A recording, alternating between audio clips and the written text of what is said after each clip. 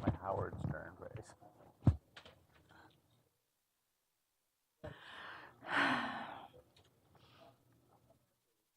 Marker at the end of the line to say thank you, or at the front, or you want them up here? We'll just ask them where they should stand when they come up. At the end.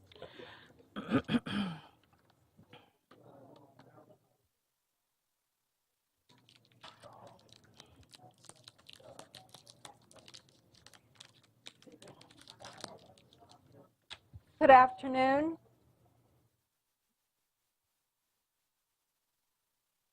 There is a quorum present, and I'd like to call the Board of Education meeting, May 5th, 2015, to order.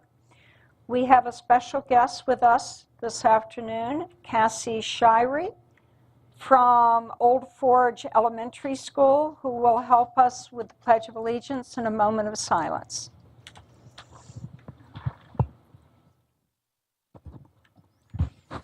I pledge allegiance to the flag of the United States of America and to the republic for which it stands, one nation, under God, indivisible, with liberty and justice for all.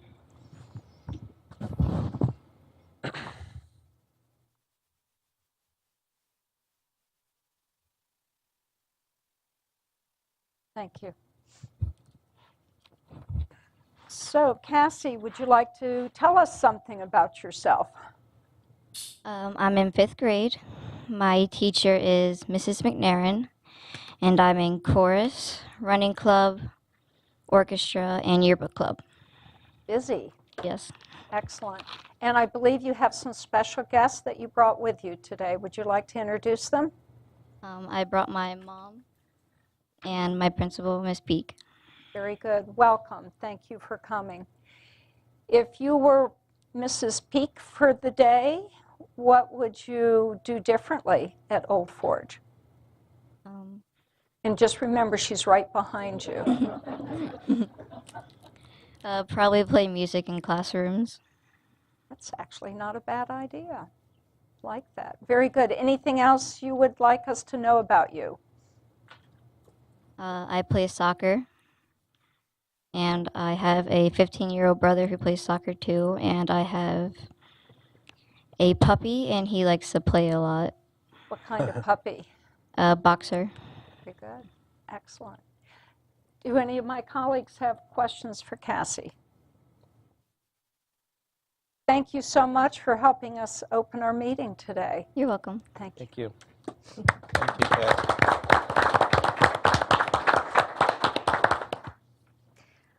I would like to note that Mrs. Fisher will not be with us today, and I'm looking for approval of the agenda. Madam President, I move for the approval of the agenda as presented by the Agenda Planning Committee. Thank you, Dr. Hardings. Is there a second? Second. Thank you, Mr. Ridenour. Any discussion? Oh, sorry, Ms. Harshman. Yes, I'd like to make an amendment to the agenda. I would like to move to amend the agenda under new business to include a discussion on reinstating coffee and conversation to allow informed discussions with the public and informally. Okay, there is a motion to amend the draft agenda. Is there a second? Second? Thank you, Mrs. Williams. Discussion? Would you like to speak to your motion?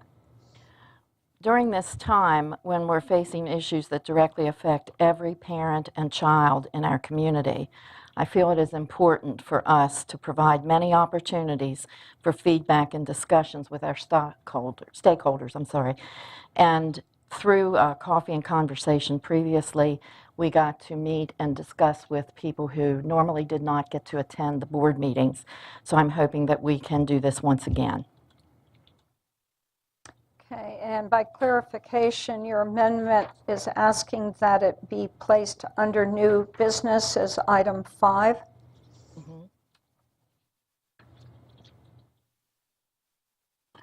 Correct? Any other questions about the amendment? Okay, all those in favor of the amendment to the agenda, please signify. 6-0, and student concurs. Okay. We now go back to the amended agenda motion. All those in favor, please signify. Again, 6-0, student concurs. Approval of the minutes. Madam President, I move to approve the minutes of the closed session held on Tuesday, April 21st, 2015, and also the business meeting held that same day, April 21st. Thank you, Ms. Williams. Is there a second? Second. Thank you, Mrs. Harshman. Any discussion on the minutes? All those in favor of Mrs. Williams' motion, please signify. 6-0, student concurs. Okay, thank you. That takes us to public comment. And we have one individual who has signed in today, Mr. James Doyle. Mr. Doyle, if you'll come forward, you have 3 minutes. Thank you very much. Last time I was here, I talked to the board about taking the kids from the chess club to the U.S. Naval Academy.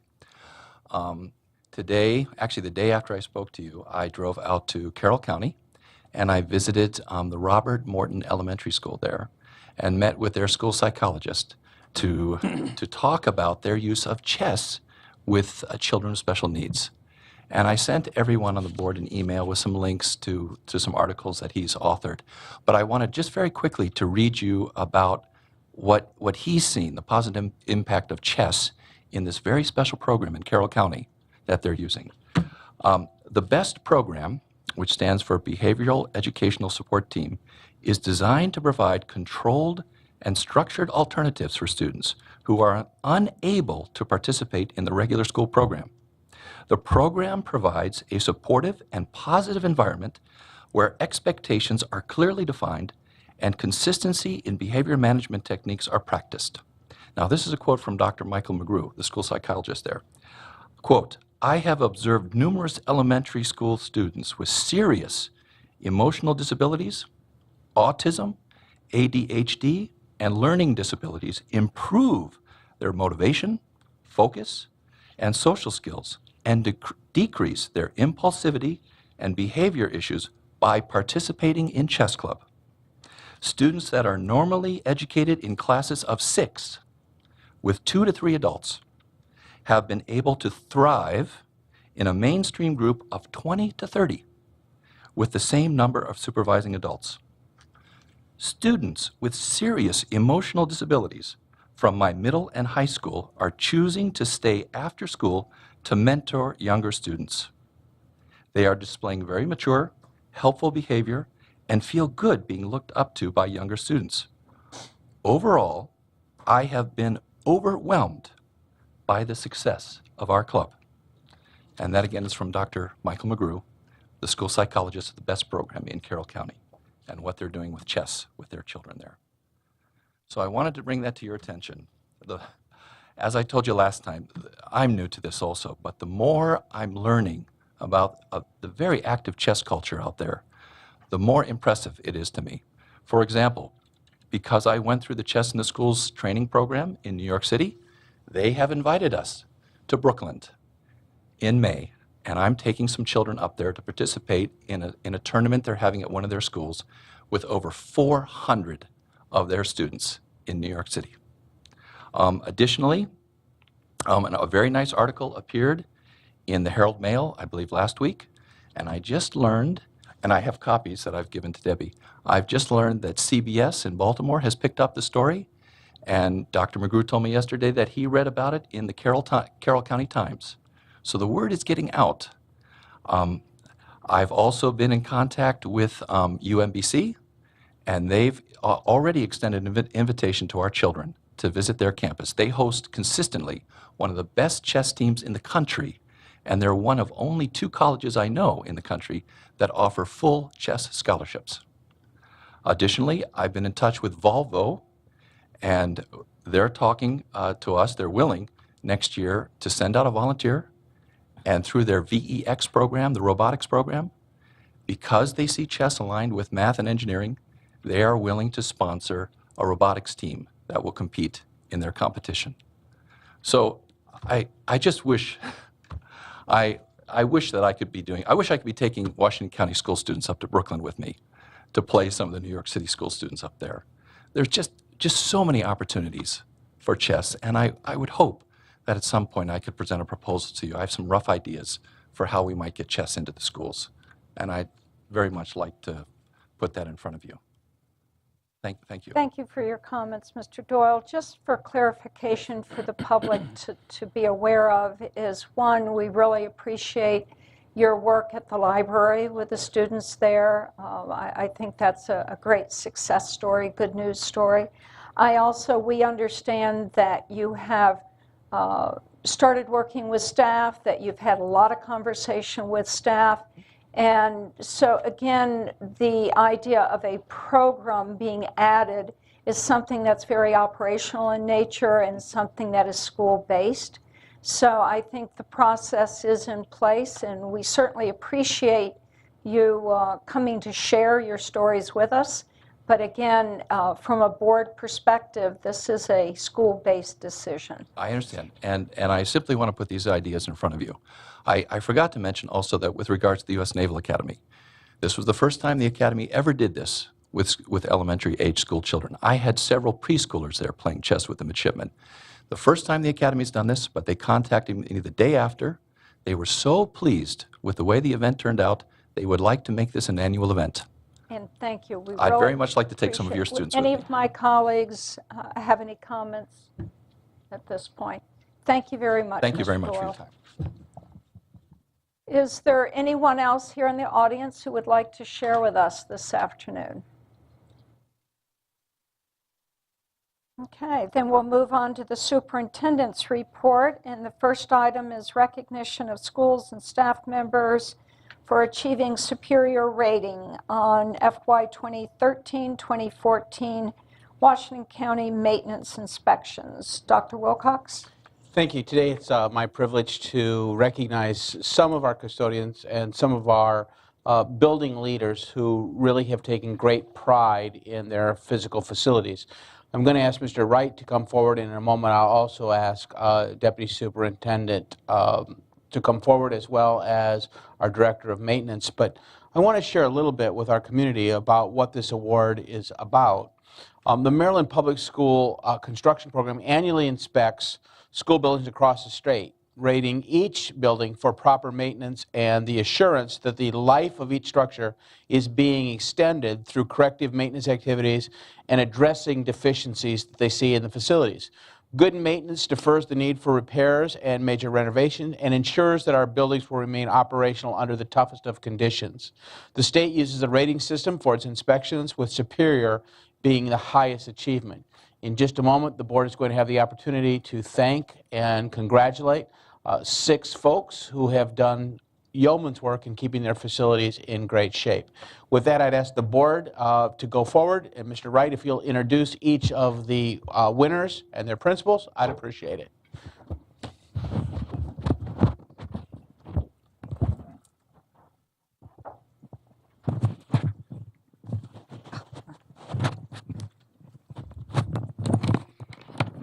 Will you let me through? Thanks.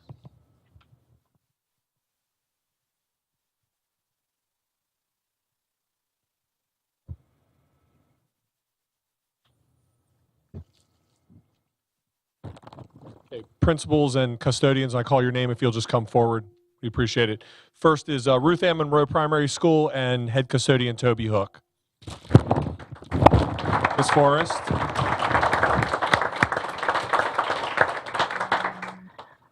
Congratulations. All right. Toby, congratulations. Thank you so much.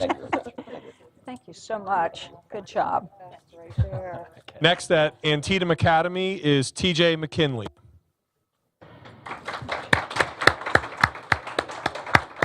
Principal Tim Morrow. And Principal Tim Morrow, of course. Thank you. Congratulations. Congratulations, and thank you very much. Thank you so much. Well done. Thank you. Congratulations. Next recognition is Clear Spring Elementary, represented by Ms. Palm and Krista Stotler, head custodian.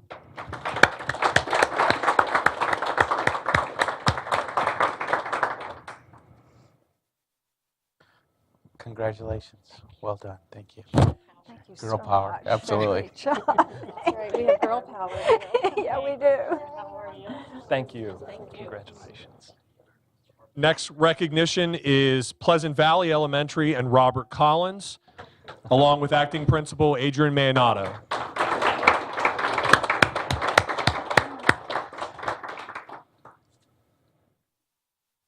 Got you back up north again, didn't we? Congratulations. Well done. Thank you. Thank you so much. Our son, Reed and Turner Hirsch, were in Pleasant Valley when you had a ponytail. Uh-huh. Is it doing good? Excellent. Our next school, Claude E. Kitchens Outdoor School at Fairview, along with Ernest Hockman, head custodian, and Mr. Tim Abe.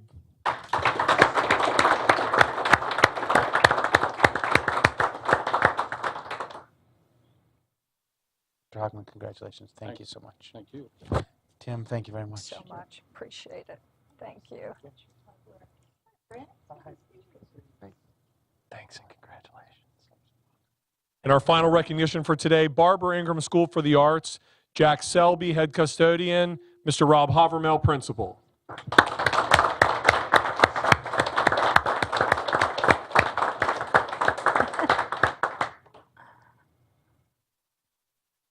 Jack, congratulations. I saw you putting out the cones at 6:30 this morning as I drove by. Well done, sir. Thank you, Rob. Thank you. Hey, Rob, good to see you. Congratulations.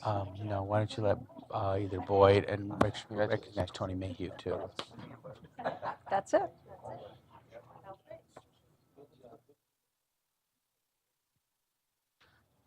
Just real quickly before everyone leaves, I did want to recognize Tony Mayhew, who's in the audience. Tony's the, sorry Tony, I don't have your title on the tip of my tongue, but operations manager. Tony's a supervisor over all of our custodial staff, and clearly we're doing an amazing job. We have a number of schools that were recognized for just under Superior, which is still really incredible.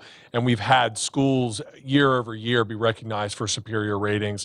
Mark Mills is with us, as mentioned earlier, our Director of Maintenance, and Dr. Boyd Michael, our Deputy Superintendent, who are very engaged in our facilities and maintenance operations. One more round of applause for all of our custodians. Sure, I've got my it's our privilege now to recognize through a proclamation our teachers, but what we'd like to do is ask Ms. Denise Fry, who is president of the Teachers Association, to come forward with any of her colleagues today so that we can read this proclamation to the record, and then the board members have the opportunity to congratulate you for the fine work you do, as well as the representation that you provide to all of our teachers. That's fine, Ms. Fry? So the proclamation that the board would like read into the record is this: the Washington County Board of Education proclamation. Whereas teachers make public schools great, and whereas teachers work to open students' minds to ideas, knowledge, and dreams, and whereas teachers keep American democracy alive by laying the foundation for good citizenship, and whereas teachers fill many roles as listeners, explorers, role models, motivators, and mentors, and whereas teachers continue to influence us as long as our school days are in our memories. Therefore, be it proclaimed that May 5th, 2015 is observed by Washington County Public Schools as National Teacher Day in recognition of the impact that teachers have on all of our lives, presented this 5th day of May 2015. congratulations and thank you so much. Thank you for representing all of our Congratulations. teachers. Thank you. Will you take this to Denise? Thank you. Thank you so much. Great. Congratulations.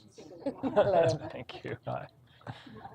Would any of you like to make comments before you go back to your seat? You're welcome to. Any comments? Would you like to? Come on. If everyone would like to go back and. Thank you. No, of course not. You've got a mic. Yeah, she's not going to miss a chance to speak. Hey, who's going first? Thank you.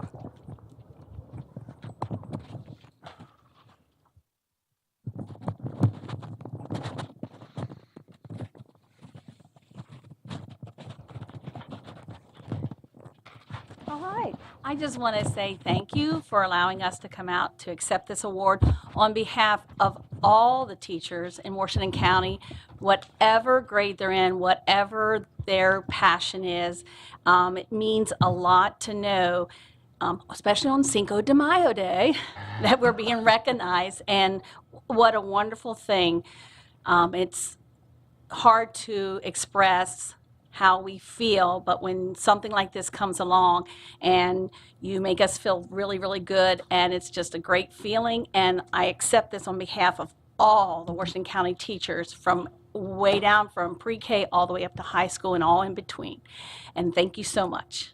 Thank you. Thank you. She said it well. It's just nice to feel appreciated, and we all know that, and it's nice to have this proclamation. Yes, thank you very much. You're welcome. Thank you all for what you do each and every day. I'd just like to say that this designation started in 1984. National PTA began the first week of May as a special opportunity to honor the men and women who educate our children. And hopefully everyone listening today will reach out to their teachers this week and thank them for all they do for the future of our county, for our state, for our country, and for the world. So thank you. Thank you. Thank you. Thank you. Any other comments? Yes, Mrs. Harshman. I just wanted to say that having been a teacher for 30 years, I know exactly what's going on with all the teachers in the classrooms. However, I know that every day there's more and more to do. And thank you so much for what you do. Thank you. Any additional comments? All right. We're moving on to unfinished business. There's one item for our consideration. It's the second read of proposed changes to policy JGB, portable electronic communication devices in schools. Mr. Trotta, with our chair not here today, we're counting on you to represent the policy committee. I'll try my very best. Yes, sir. Good afternoon.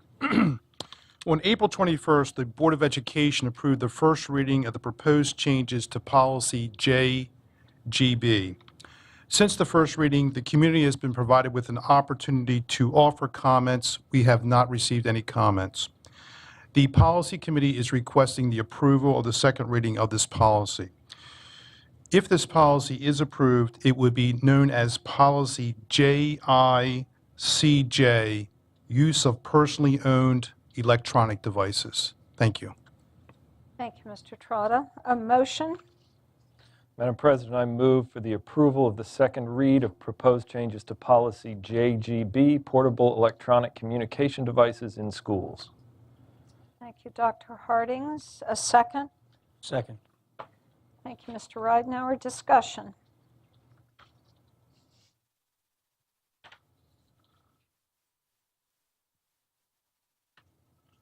Okay. With no questions or further discussion, I'll call for the vote on Dr. Harding's motion. All those in favor? Excellent. 6-0, and student concurs. Thank you, Mr. Trotta. Thank you. All right, moving to new business. First item, that's right, you're going to hang in there. Okay, first reading of proposed changes to policy IND and policy INDB, and I'll let you go through the rest of them. Thank you.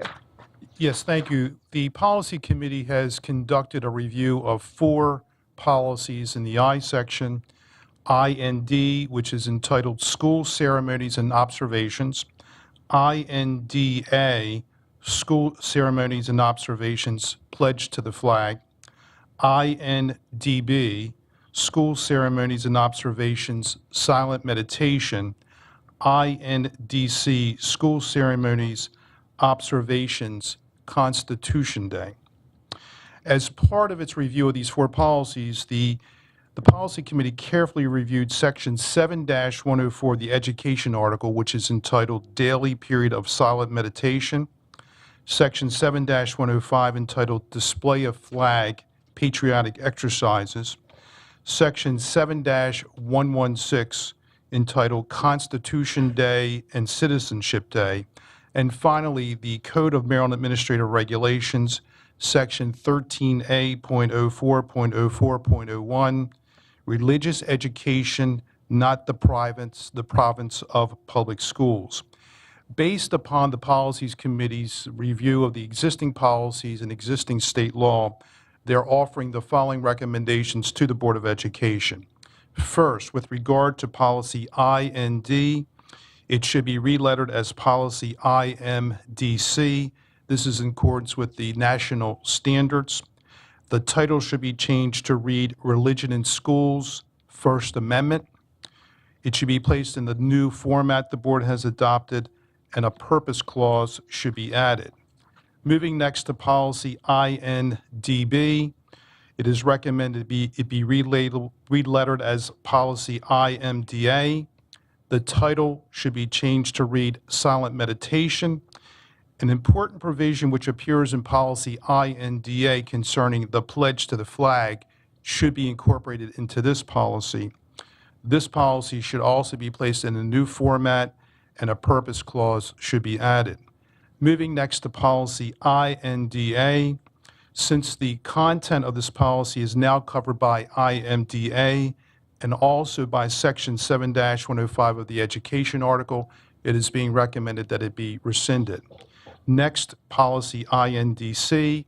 This entire policy is already covered by Section 7-116 of the Education article, and the Policy Committee is recommending that this policy be rescinded. Thank you.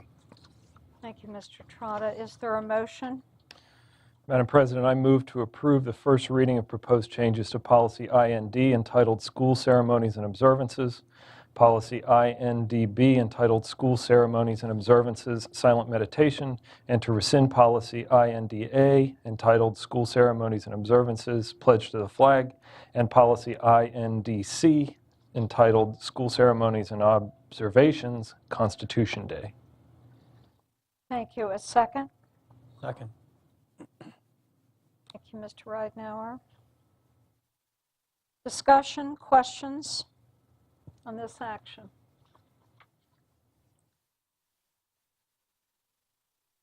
First reading. Okay, the question is on Dr. Harding's motion. All those in favor? Thank you. 6-0. Student concurs. Thank you. Next item is a consent agenda.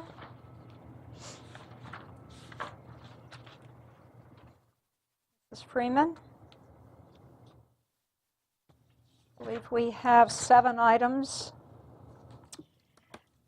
That is correct. Good afternoon. The first item on the consent agenda this afternoon is bid 2015-49. This project will provide for the demolition and replacement of the greenhouse at Smithsburg High School.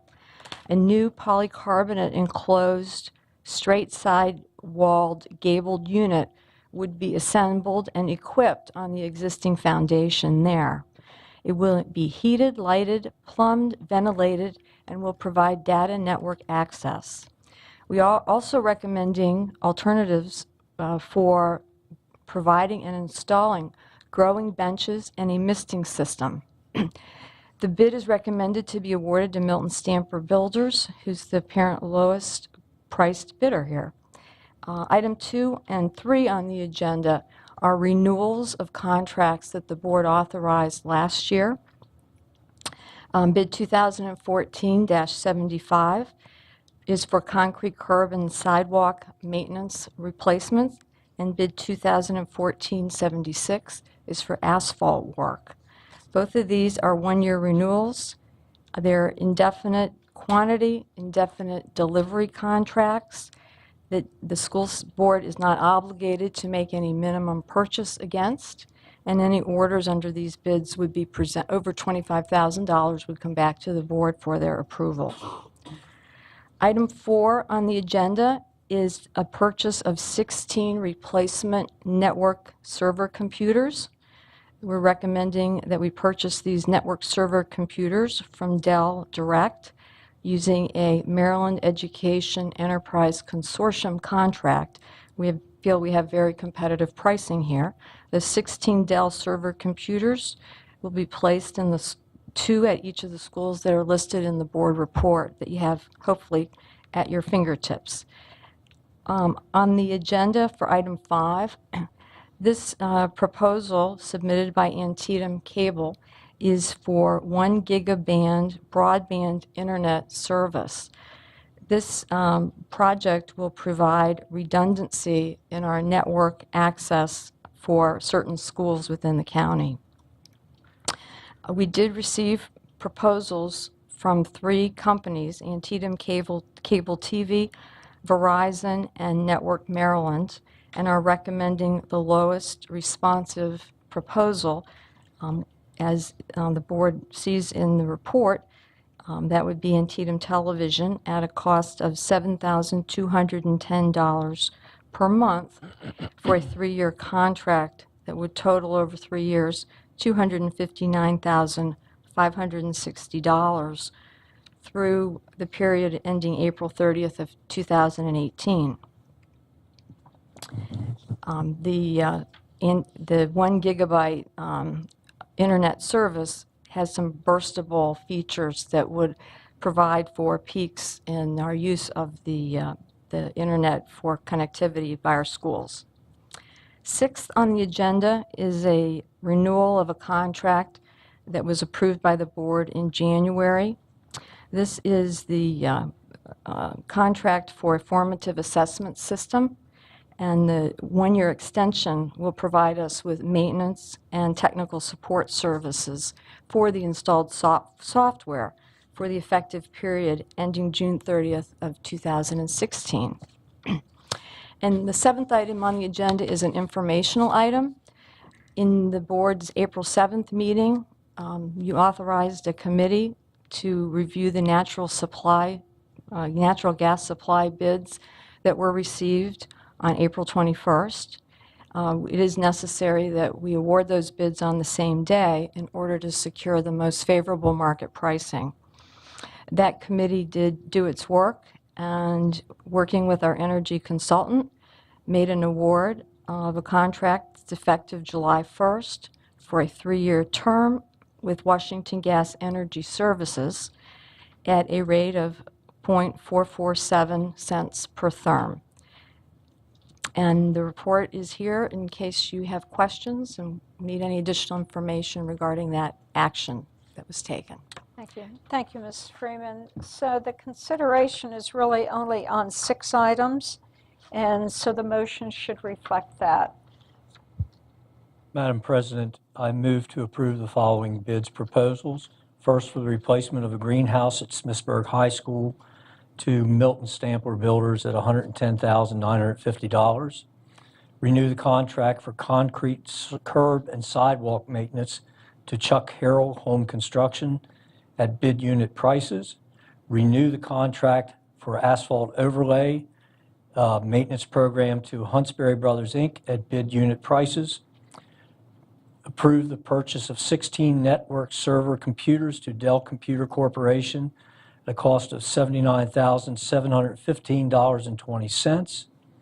Accept the proposal by Antietam Cable Television, Inc.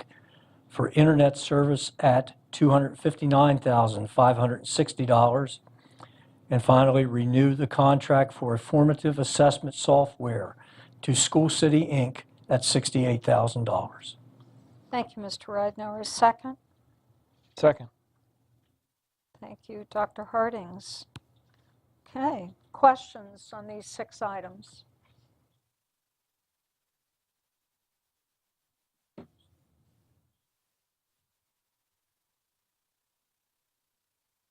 No questions? Okay, the vote is on Mr. Ridenhour's motion. All those in favor? Thank you. 6-0, student concurs. Thank you. Great, thank you. All right, consideration of the Food and Nutrition Services operating budget. Good afternoon, Mr. Prue and Dr. Michael.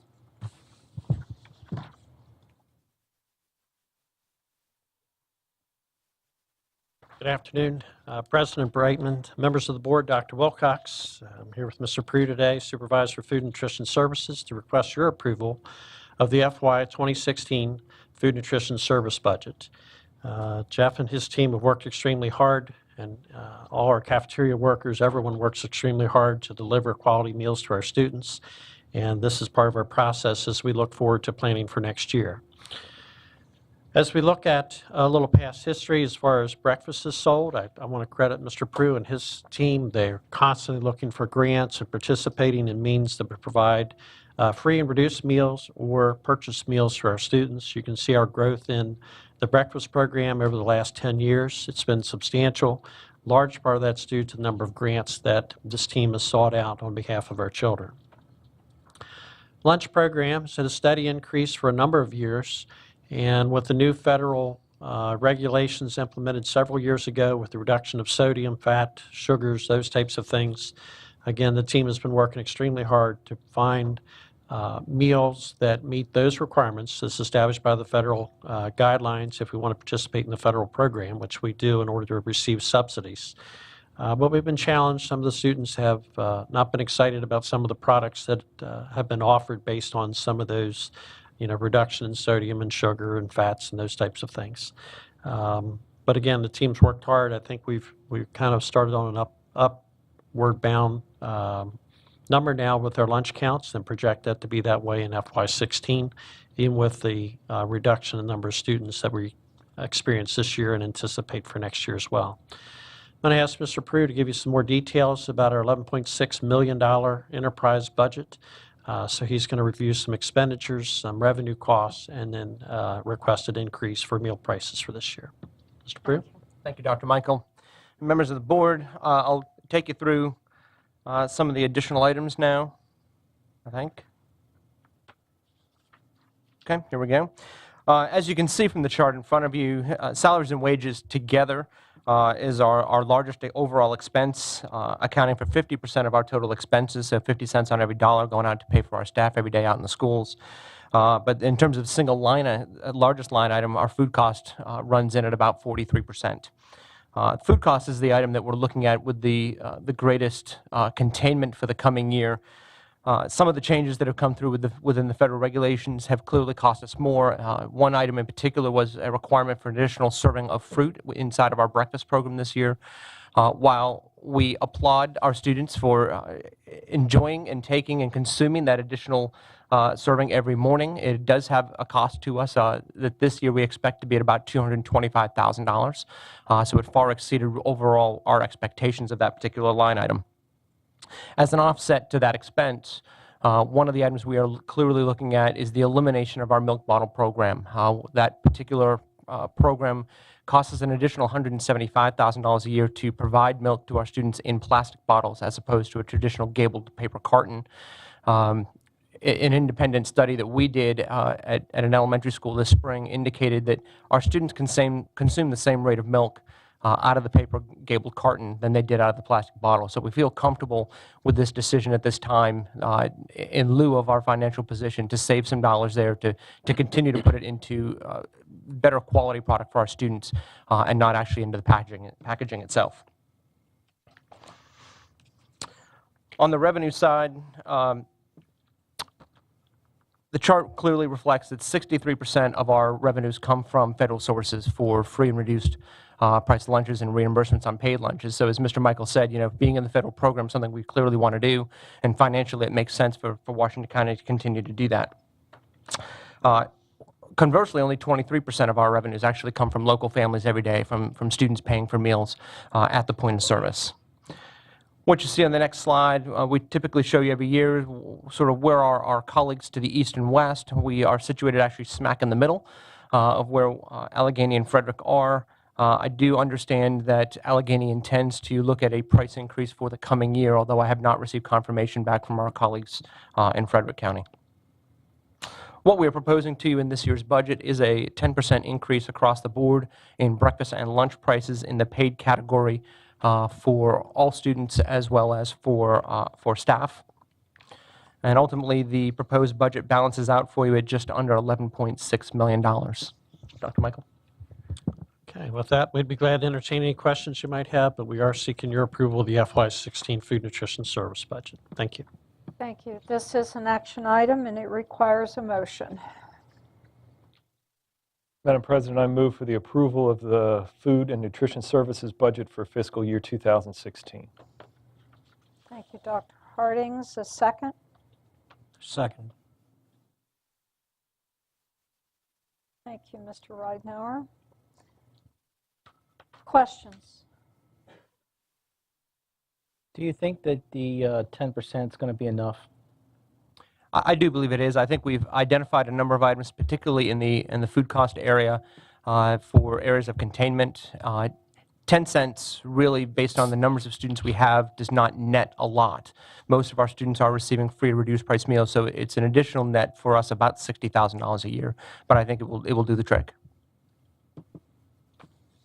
Any more questions, Mr. Gesford? No. Ms. Williams? Yes. The last time we raised breakfast prices or lunch prices? Last year. And what did we raise them? How much last year? 10 cents. I think 10 if memory cents last serves me year? correctly, this will be our 5th consecutive year of 10-cent increase. Okay, so 10 cents each year for past 5 years. Correct. Dr. Hardings? So if, trying to figure out how to ask this question, do we have an idea of what % of students who don't qualify for free and reduced price meals buy their lunch? In other words, so if you're a free and reduced price meal student, you're going to take the free and reduced price meals, at least most of them will. The question is, if there's an effect of the sodium or what I hear in my family is there's just not enough food. I mean, my son's an athlete, and I don't get enough food to sustain myself through the rest of the day. So what I'm trying to get at is for those students who aren't getting a free meal but have the option to buy or pack, what % of those are choosing to buy and what % are choosing to pack, and do we know how that's changed over the last few years? I mean, that's a lot that I'm sure you don't have all those stats at your fingertips, but help me understand the trends if we know what they are. I think we could figure that out, and Jeff might know off the top of his head, but if we assume 50% of our children are involved in the free and reduced meal program, so Jeff, if we're thinking 10, 11,000 children are not involved in that program, do you know what number are paid lunch? I think maybe to give it to you a little bit more concisely, no disrespect, we track participation by meal category. So clearly, as students move from free to reduced to paid category, we see participation decline as a percentage of those students that are in each category. It's going to fluctuate by building level. So elementary students, middle school, high school, the number's different, but approximately 40 to 47% of our students in the paid category actually choose a meal each day. I'm sorry, what percent? about between 40 and 47% of those in the paid category. Okay. Whereas that number, considerably looking at an elementary school in a free category, is significantly higher. You know, it's a 75 to 80% number. As I look at the chart that shows lunches sold, and I see that declining from 2011 through, you know, declining or getting flat anyway. And I know the free and reduced price meal rate is going up, so we have more kids who qualify, and we're serving fewer total lunches. That tells me that that group that can choose to buy or choose to pack must be buying fewer and fewer lunches. I think that's a fair assessment, and we could actually pull the data and provide a report to the board at your request. You don't have to do it on my account. I just wanted to see if my thinking about this was correct. I think you're absolutely correct. I think to see where the trends are and where either the meal choices or the prices or some of these things are really pressuring what's going on in the marketplace of the cafeteria, it's going to be in that group of students. I think and I think it's anecdotally- probably telling us something, that there's fewer of those kids buying lunch, because even at these prices, it's still a pretty good deal to buy lunch. So I tend to think that it is some of the new nutrition requirements, which I'm not saying are bad. And I know from many of my particularly my son's friends, it's not enough food. I mean, if you're on the cross-country team and you're going to go run 8-10 miles after school's out, and you have lunch at 11:30 and you don't get enough food, he's not going to do it. So, all right, thank you. I appreciate that. Welcome. Additional questions, comments? I have a couple, if that's right. I understand a request for proposal went out to local farmers recently for fresh produce. And I just saw that in a posting from the county, I believe it was. But so what percent of our meals, and maybe that's not quite the right question, are built with local ingredients, whether it's fruit or vegetables? Do you have some sense of, and I know it's seasonal. Right, so I'm not sure I could put a number to it. So, for instance, a meal sold with an apple, for instance. So if a child chooses to select an apple, and we have apples on our serving lines nearly every day, you know, it'd be a shame in this community to not have an apple out. But all of those apples come out of Smithsburg, from J.D. Reinhardt's farm. He was one of the vendors that this board approved through that same RFP last year.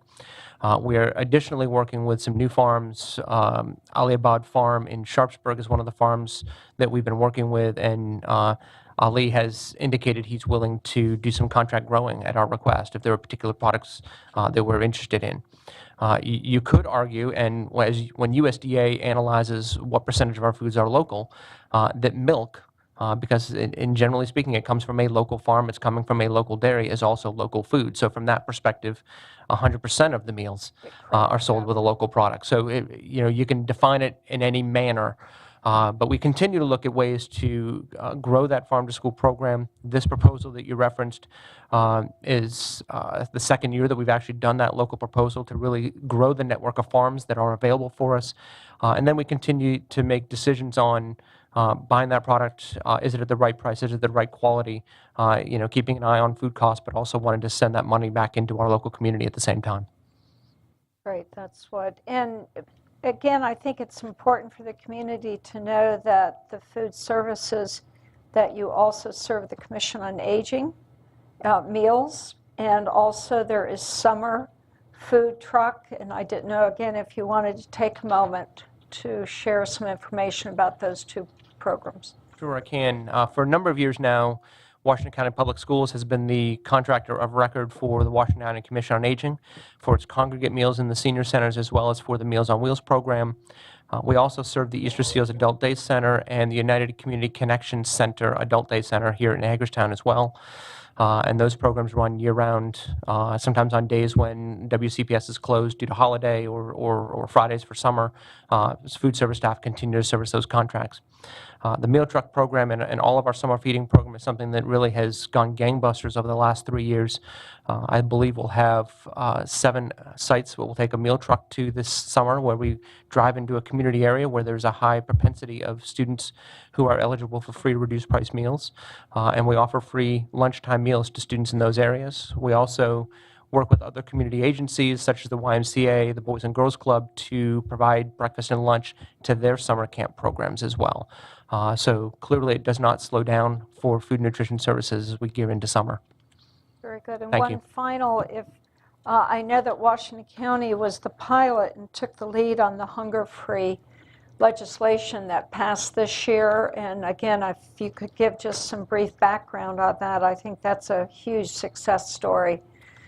Great, thank you. So the hunger-free legislation is about how we count children for compensatory education funding, which has an indicator into my department because, of course, we're the ones that calculate the free and reduced eligibilities. But for the schools that are offering the community eligibility program, which is a free breakfast and lunch program for all students, regardless of their income eligibility status, the two did not quite match. So the community eligibility program indicates that we can just serve kids, and it's a way for the federal government to reduce sometimes some of the burdensome paperwork, not only on school staff, but also on families. Compensatory education funding required paperwork. So we had a federal paperwork, we had state paperwork.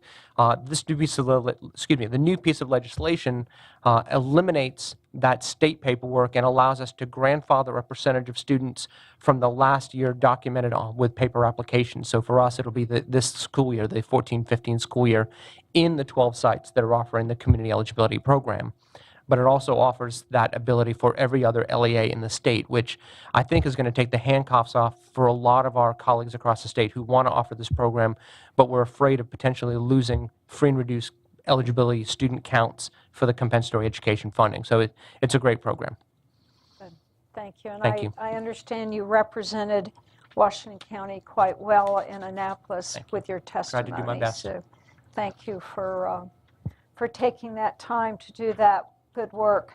Any additional questions or comments? Okay, the motion is on, it's Dr. Harding's motion. All those in favor? Thank you. 6-0, student concurs. Thank you very much. And that takes us to consideration of the Williamsport Wildcat Athletic Boosters Club, Inc. Memorandum of Understanding.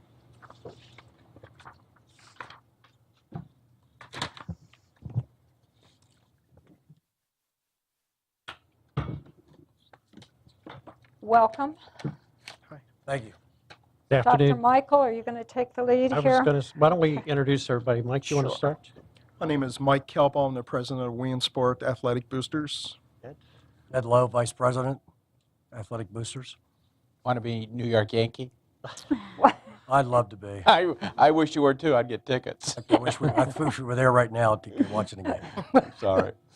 And April Bishop, Principal, Williamsport High.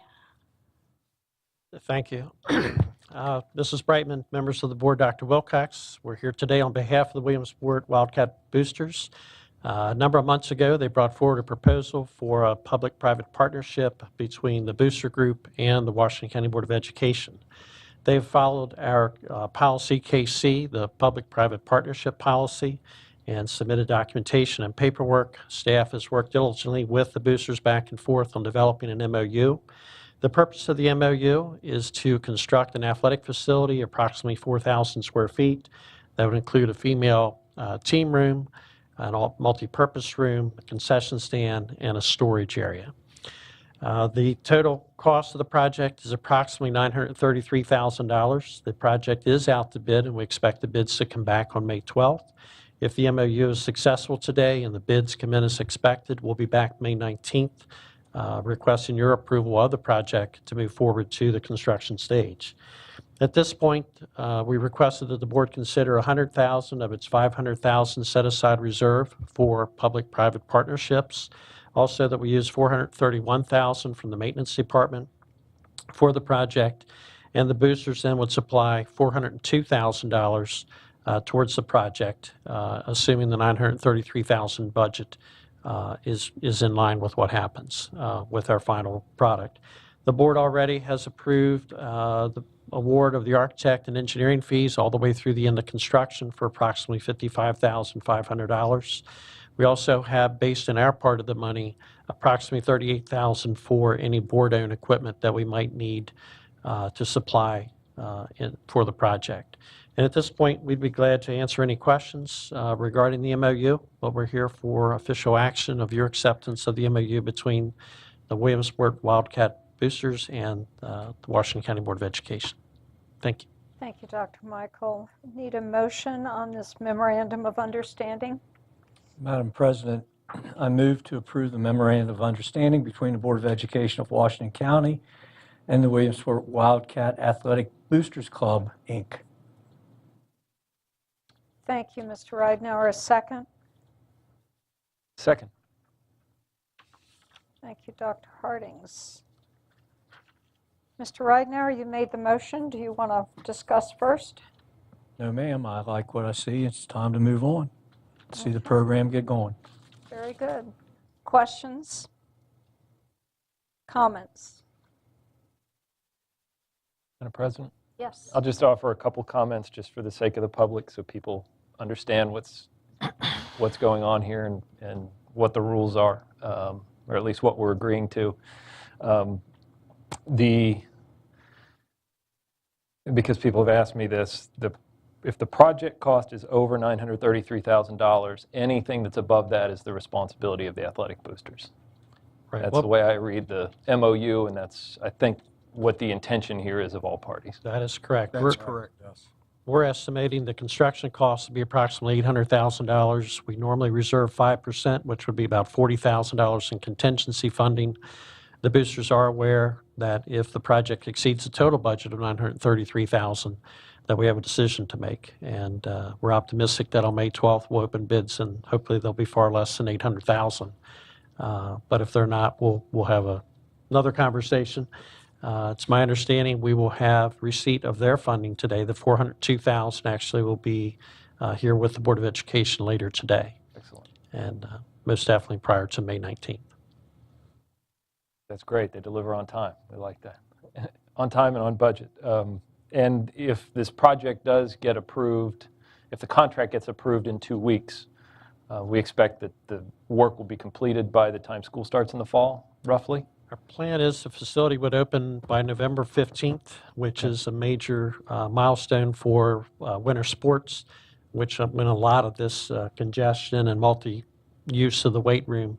I was there at some point this fall, maybe December, January, during their winter season, happened to observe all their equipment shoved to one side of the room, and the wrestling mat rolled about 2/3 the way across up against the equipment.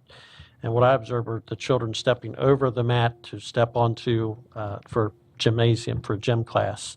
And certainly something we want to eliminate. We want to have that eliminated by November 15th. So we would be on schedule, and that's what the documents indicate for May 12th, to be completed by November 15th. November 15th.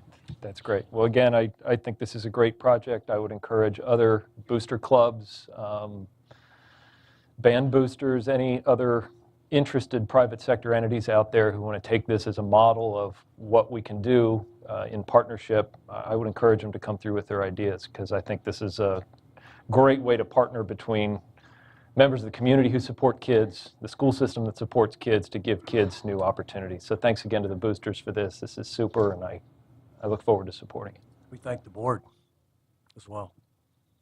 Thank you. Any additional questions, comments? I'm going to have a few, if that's all right. I know you spoke, Dr. Michael, about the safety. Could you also speak about we had some concerns as a school system as to the ADA and Title IX, and this would help remedy those issues as well? Right. One thing staff did at Dr. Wilcox's direction was review all of our sports facilities. And as we looked at schools that had particularly 3 physical education teachers or weightlifting teachers, Williamsport was the only school that had 3 teachers that didn't have 3 legitimate teaching spaces. So we see that as an important part of this project. All the area will be ADA compliant, and we'll bring all those things up to ADA compliance within the building. The Title IX issue is we looked at various schools that had multiple spaces for varsity club sports. Williamsport is one area that we needed an additional area, so the female team room certainly will address that issue as well. And I would say that this is, again, a great example of a public-private partnership, and I hope Mrs. Bishop is okay, but I recommended another high school principal from Clear Spring give you a call and sort of ask for the modeling, the checklist you used, and I believe they've already reached out to you. They have some similar concerns, not sports concern, athletic, but for another specialized program. So they're looking at trying to figure out a way of funding that with their school community. So again, this is a great example of how that works and how we can leverage school money with local community commitment. And I appreciate the effort and the heavy lift of the group here today. And again, this is a guaranteed public-private partnership, so it's something that we have the checks and balances in place with this memorandum of understanding. And the project will be managed in-house by the school system. That's correct. Okay, very good. Any other comments that anyone here would like to make before we take this under consideration? No, just thank you all for working. I think it's a win-win situation for the whole community, for our kids, the community, for the board, for us. So it's a win-win situation. Thank you all. Absolutely. And I'd just like to publicly thank the athletic boosters. We've been talking about this for several months together, and they have been so collaborative to work with. Almost every discussion is, how will this benefit our students? And it's really been a pleasure working with them. I think that the policies you have in place and the procedures for doing this are very clearly written at this point. And so they have been very gracious and very collaborative in working with us through this process. Any comments on improving the process, or do you think it's? I think it's gave you what you needed. Well, and I think that how things are written now, you're writing and you're not sure what the partnership will be, and you want to continue to have a policy that allows for flexibility. And so I would say continue to do that, because although ours is for a certain facility, you want that policy would be applicable to any sort of partnership agreement that there's interest in. So I think that that's good to keep a policy that has clear steps but allows for flexibility and allows for us to really say, what's our problem? So how are we going to solve that problem and make things better for students? And what you have now is working very well in our case. Excellent feedback. Did you? Yes, I'm glad to hear that, because it was, I think, 3-4 years ago that now Dr. Pugh, who was the principal at Boonesboro at the time, was sitting in your chair, and I asked her the same question. I said, could we improve this process? And she sort of, her eyes glazed over, and you could tell that she thought we could. So it's good to hear that it's good to hear that it's been improved. So, or at least that it worked for you well. So thank you. Good. Thank you. All right. The consideration is on Mr. Ridenour's motion to approve this public-private educational partnership MOU. All those in favor? Very good. 6-0. And student concurs. Thank you very well much. Done. Thank you. Thank you. Thank you. I think I'll go coach the Yankees at my age rather than play. Now, this isn't the time to ask for tickets. You look good in pinstripes. I know that. I've seen the pics. All right. We have the added consideration item that the amended agenda provided for us. Number 5, consideration of a coffee and conversation board function. That is under consideration. We need a motion before discussion.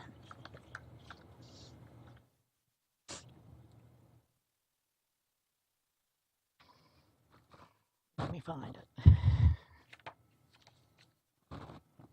Mrs. Harshman, since you amended, I assume you want to make this motion? Okay.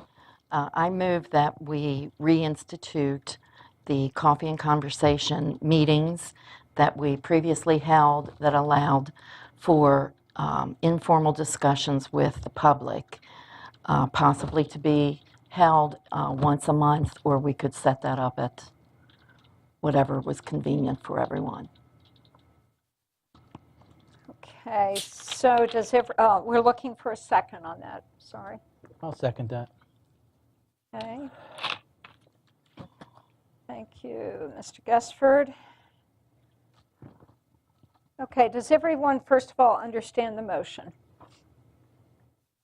Okay, Mrs. Harshman, you made it. Would you like to speak to it? Well, I think we have done this in the past, so it isn't something new. I noticed when I was campaigning this last fall that a lot of people would come to the informal conversations that we would hold in different locations throughout the county, and seemed to think that this was a good way of getting to talk with the people who were possibly going to represent them. So in that same vein, I have also been approached by people who asked if we were going to reinstate coffee and conversation, and this has been basically for the last year that I've heard from them. And I did agree to bring it up and see what we could come up with. So I think that many people in the community either do not have the exact time available to come to a regular board meeting, but do have some input. I know with redistricting, there are many people out there who have some opinions but could not make it to the hearing the other night. So with that in consideration, I'm hoping that we can set up sometime in a location, maybe different places at different times, so that we can get around the county. So that would be my my hope in suggesting this. Open for discussion, questions, comments? I'd like just to add to that. Gusford? Thank you. I'd like to add to that you know, during our campaigning time, we were able to get up to places like Hancock and Cascade, and you know, it wasn't always about the bad things. They were people that would stop in and say, the school board's doing a good thing. We appreciate you, and we would hope that, you know, our voice would be heard, that it is so far away to get down to some of the meetings here from Hancock and Cascade and South County. So I think that would be, you know, a good opportunity for some folks to come out that don't typically have that ability to make it into a board setting, and give them a voice. Thank you. Other comments, questions?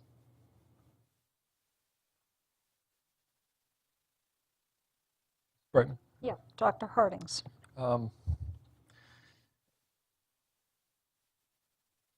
Let's see.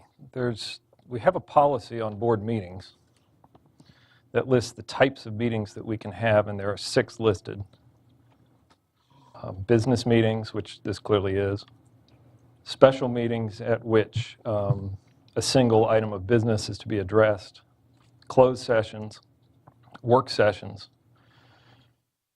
town hall meetings, and public hearings.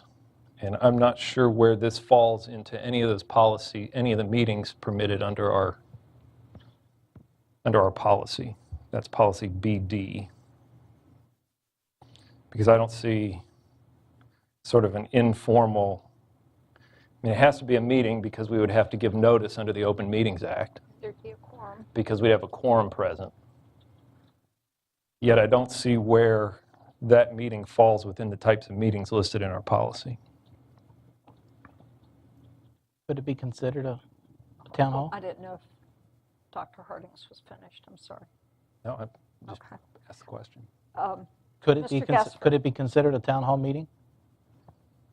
I don't have the definition of town hall, but I don't believe this fits under that, but I would have to review that. I think as the Coffees and Conversations have previously been, it's not a town hall. It's just a place where there's coffee and people walk around and talk to each other and have whatever conversations they might have. I think a town hall is pretty clearly an event at which members of the public are invited, a board or an elected official or a body sit, people speak, and you have back and forth and dialogue, right? Politicians do that all throughout the August recess period when they're on recess from Congress.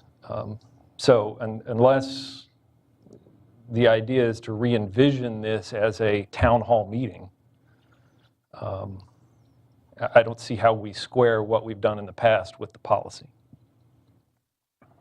And Mr. Gesford, to your question, I was thinking back, first couple of years I was on the board, we did have a town hall meeting about use of our gyms and time by the public and some of the other club sports. That probably is the only time I think we've had an official town hall type of meeting. Mrs. Williams. Just to Dr. Harding's point, so at a time there had been coffee and conversations held, a series of them, I believe. That was well before my time on the board. So you're saying the board then was in violation of its policy at that time, and that to do so we would put this board in violation of the policy? Is that what you're saying? All right, well, this policy was last amended in 2012. So I don't know what the policy would have read at such time as you're referring to. And many of those boards, I may have been on some, I may not have been on the others, but one would have to go back and look up what the history of this policy was since it was amended in 2001 and 2012. So I really can't speak to what it might have been last time that this was suggested. Continue. Just thinking of the benefit of the opportunity to converse informally with our stakeholders. I know when attending MABE functions, and that's the Association of Board of Education, where there are other members of other boards from around the state. I know that there are boards that go to county fairs as a board, have themselves set up so that they are available for conversation with anyone who would like to engage any board member in conversation. I know they do the same in malls at different times of the year. I don't think it's a bad thing for us to make ourselves available. And if we need to amend the policy to allow us to do so or suspend it, we've been known to suspend policies in the past to allow us to do such a thing. I see this as a positive thing. There are phone calls that are made by people who want to have the ear of a board member. I don't know how likely it is that someone would sit down with a list of board members and call each board member, but a coffee and conversation would enable anyone to be able to talk with all 7 board members if all 7 were in attendance. So I view this as a good thing, a positive thing, and if we have a policy that's in conflict with doing such a positive thing, then I think we need to look at the policy. Thank you. Ms. Harshman. I'm not sure exactly where this came about, but I do know that B. Marie Byers, I believe, came up with the idea. So this has been something that appeared many, many, many years ago for the elected board. And at that time, I remember I was teaching and went to several of them, and it just was a very casual meeting where I could ask a particular board member something or get some information from a board member that maybe I wasn't clear on, and so on. And I know at that time it was very, very positive and very much appreciated, and the board members seemed to be very interested in getting information from the public, which is exactly where I am. I am interested in hearing from the public, and I know that emails and public hearings and business meetings do not always get the point across that the person's trying to make. So I like the idea of a face-to-face discussion with someone who has a concern, or even, as some people came last night and said, I'm here to support you. It's, I think, very worthwhile. Thank you. Mm-hmm. Other questions, comments? Mr. Ridenour? Well, we'll speak to it. I won't support it. It's been now, I've been here almost 12 years, and we have tried this on numerous occasions. And in each occasion, typically we'd see 10, 12 people. And those 10 or 12 people would migrate to a board member who happened to be their friend. And it did not end up really supplying me or the board itself the type of information that we would hope to get from our constituents. We have today so many more ways to have contact with the public than we did when I started on the board in 2004. Email, Facebook, Twitter, a variety of other avenues. We do get conversation with constituents in numerous other settings. My goodness, you go to the grocery store, you're going to have a conversation with somebody. So I haven't seen it. It takes up our time. It takes up our staff's time because there are instances, typically staff shows up because there are instances where they need to answer some questions that we may not be able to answer. So I don't see the benefit. I apologize if, the only time that I remember large turnout for an event there were two, Dr. Hardings, there were two town meetings that I remember in my service on the board. One was the use of gym facilities. That was huge. That was a big turnout. The other one was over, I believe it was books that we were using for our English program. There was some controversy over some of the books that were being used, and there was a town meeting over that or with that. So I think if you're talking about town hall or a meeting of that type, I think they do have benefit because then it is specific to a topic and people can come, as we saw last night. We had a nice turnout here. Not a lot of people spoke, but there were a lot of people here. And staff was here to answer questions and did a marvelous job of educating people about what was going on as far as redistricting was concerned. Those, I think, have benefit. An informal coffee and conversation, I just haven't seen it. So I can't support something that I don't think will work. It hasn't worked in the past, and I think it makes no sense. Thank you, Mr. Ridenour. If I could include some comments of my own. The reason the suggestion was made earlier to set up the ad hoc communication plan committee, I thought was to really address internal communication among the board as well as external communication, which I believe this motion tonight speaks to one aspect of that. And my hope was when we have the work session or the recommendation from this ad hoc committee, that this conversation would have been part of a total plan rather than a piecemeal approach. So even though I appreciate the conversation this evening or this afternoon on this, I would really prefer that it be part of that communication plan. And I believe Mrs. Harshman, you serve on that as well as Mrs. Williams. So some of the feedback from this conversation might be useful for the ad hoc committee. So with that, any other comments, questions? Mrs. Brightman? Yes. I'm sorry. Oh, I'm sorry. Well, I was just going to say some of it was rather pressing. I'm not sure when the ad hoc committee will be finished because some of the questions that are now out in the community are about the redistricting and so on, and many people, as I said, did not get to be here last night, but even though we did have a large turnout. So that's one of the reasons that I brought it up now, but I'm sure that we will work something into that if the situation is needed.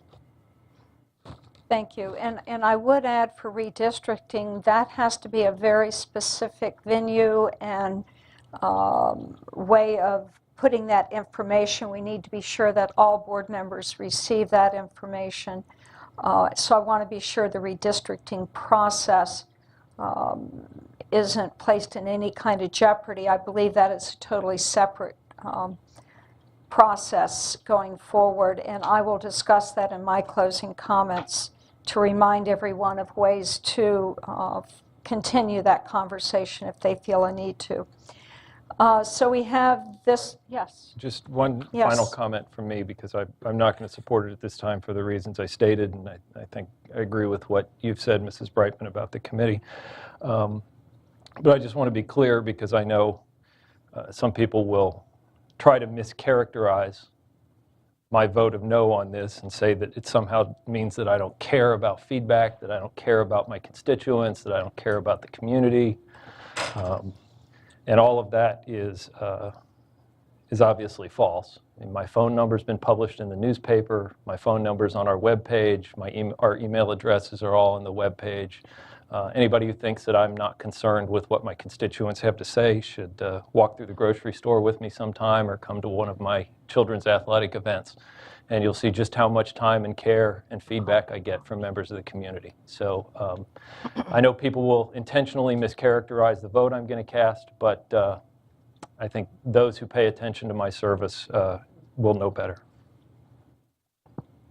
All right. I'm going to call Mrs. Hirschman's question for our consideration. All those in favor of this motion? All those opposed? Abstain. The motion fails to move forward. It does not have the for-vote necessary. All right, moving on to the superintendent's report. Counseling update. Dr. Wilcox? Thank you. I'm going to ask Mrs. Handler to come forward, as well as Mr. Akers, and they can deliver the report.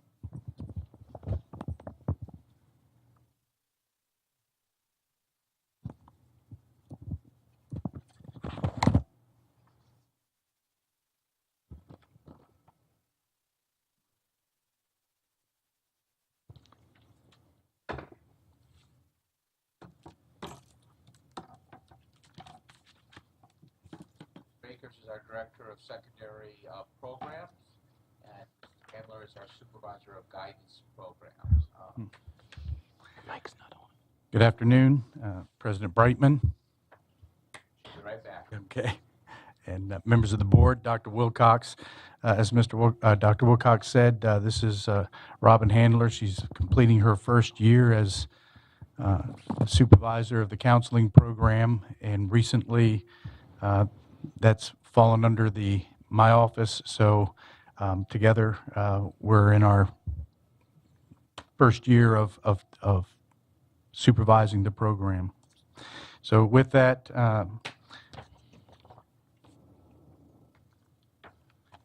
talk about just the scope and personnel of the program. In elementary school, we have 20.5 counselors. Middle school, we have 13.5. In high school, 20.5. In some of our special programs, we have one social worker at Marshall Street. We have 2 counselors at Antietam Academy. Of course, outside of the counseling program, we also have 2 social workers at Antietam Academy. And then Funkstown Elementary receives about 3 hours a week of service from a counselor.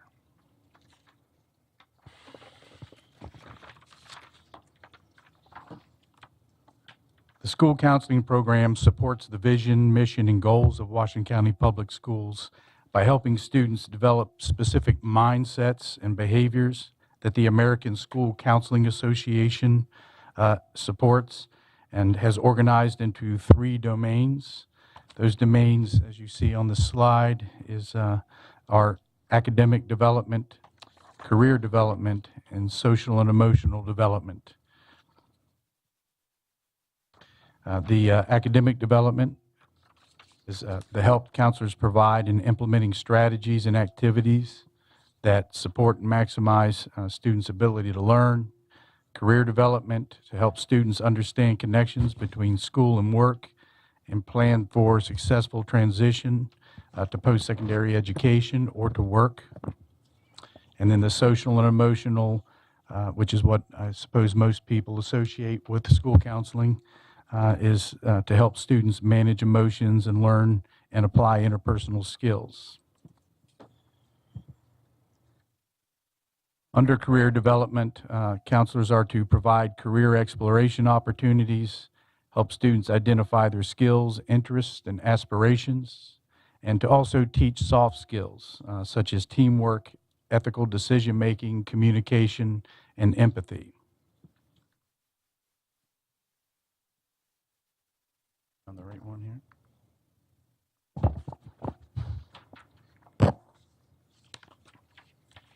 It's under the social and emotional development. Counselors teach self-management, coping skills such as adaptability, self-discipline, perseverance, and self-control. Provide responsive services to help students manage conflict and personal challenges, and help students and families access community resources.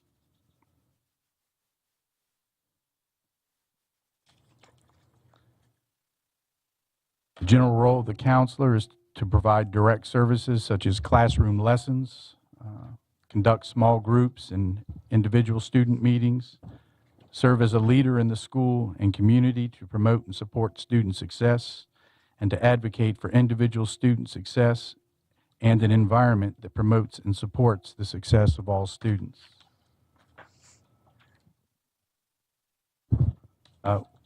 What we are developing is an outcomes-based program using a variety of metrics. Counselors are currently piloting the use of performance goals in their evaluations. The performance goals align to district and school improvement goals. And I'll just share some examples of the metrics being used. We're asking counselors to use the most basic measure of success, and that is the percentage of students who meet graduation requirements by the end of their 4th year of high school, the percentage of students who enroll in college immediately after graduation, the number of students who participate in the SAT,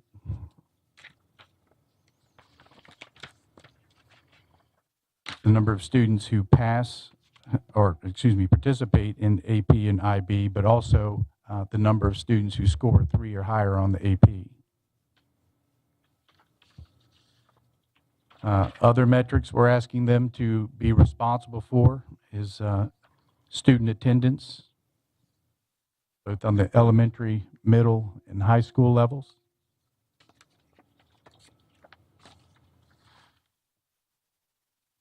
And of course, we're asking them to take responsibility for the number of suspensions that occur at a school. So as a program, we're aligning the school counseling goals to the Washoe County Public Schools goals and measuring the success of the program by how well we work with schools and all other WCPS departments to improve outcomes for students. One of the things we're looking at going forward is we're looking at some new digital resources for career exploration to expand what we currently have. Additionally, one of the things that Mrs. Handler changed this year was holding middle school and high school counselor meetings at the same time to try to make sure that middle school counselors are hearing the same thing that high school counselors hear about advising students both in their public school schedules, but also about college decisions and choices, and same thing with career choices. So that's one of them that's already been added this year, and we're looking to add these digital resources for next year. With that, we just wanted to share a few pictures of our counselors working with students in various programs that we have going on now to help students with the college-going process.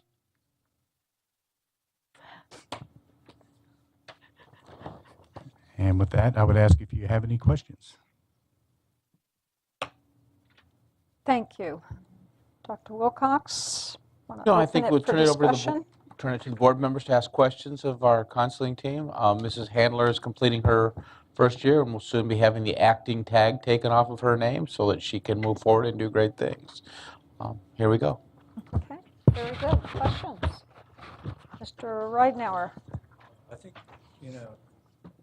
heard this a couple of times, different people. Mr. Ridenour, we cannot hear you. This is Jamie's fault. The counseling, particularly this is college counseling, and I think it's a bugaboo for a lot of parents, that they feel like it's difficult, for their kids to get the kind of help and support that they need in a variety of areas, whether it be, financial aid or helping them make a decision on a college. But I think some parents are also disappointed when their kids come home and have been told by a counselor that, a choice that they've made is not realistic or is not the best for them. I I have some problems with that, particularly when, I look at the records of that child and they're exemplary, and it's not in my mind, it's not an unrealistic expectation or an unrealistic reach. I think, some counselors have this notion that, a college, just because it's a college, is as good as any other college, and that's not true. Let's be real about it. Not every college has the library that NYU has. Not every college has the research staff as the University of Chicago, for instance, or Stanford, or an Ivy League school. I think, we have to understand that if a kid aspires to go to an upper-level university, that they shouldn't be discouraged because, oh, you can get that at HCC, or shouldn't be told that, because that's not true. And I think we do ourselves a disservice when we tell kids that. So I'm hopeful that as we go along, Robin, as you, Ms. Handler, excuse me, I think professionally, I think it's the right way to address you. But I think we need to make certain that our staff understands that, not every college is the same. And that we have to, if a kid wants to talk to us about Harvard, we talk to them about Harvard and show them, okay, here's what you're going to need. And like Elle Woods was told, here's what you need to get into Harvard. Okay, and if you can do that, good for you. So. Well, I appreciate it. And I think the key word in that question is aspiration. And Robin and I, Mrs. Handler and I have been having discussions about that, and that's sort of the message that we want to give to counselors, and not just at the high school level, because kids need to start thinking about those kinds of aspirations early, and that is that it's not just enough to advise students, and even students who don't necessarily come to you and say that they're thinking about Harvard or that, but they have the potential. To ask students to aspire high and to be able to advise them whether they already have those aspirations or should have those aspirations because they're so capable. And we've been discussing that that's certainly a message we want our counselors to be conveying to students and parents. So. And as I've shared with high school counselors, our role is to make sure every student is knowledgeable as to the opportunities that are available, and to ask the right questions, to prepare students for using academic advising, suggesting rigorous classes, and making sure we provide equal access and a depth of knowledge about whatever that opportunity is, and then it's for the student and parent to make those decisions as to what's in the best interest. But it's our role, our responsibility, ethical responsibility, to make sure that we share all options for students. So I agree with you. Ms. Brent. Question, Dr. Hardings. So how well do you think we do that at this point?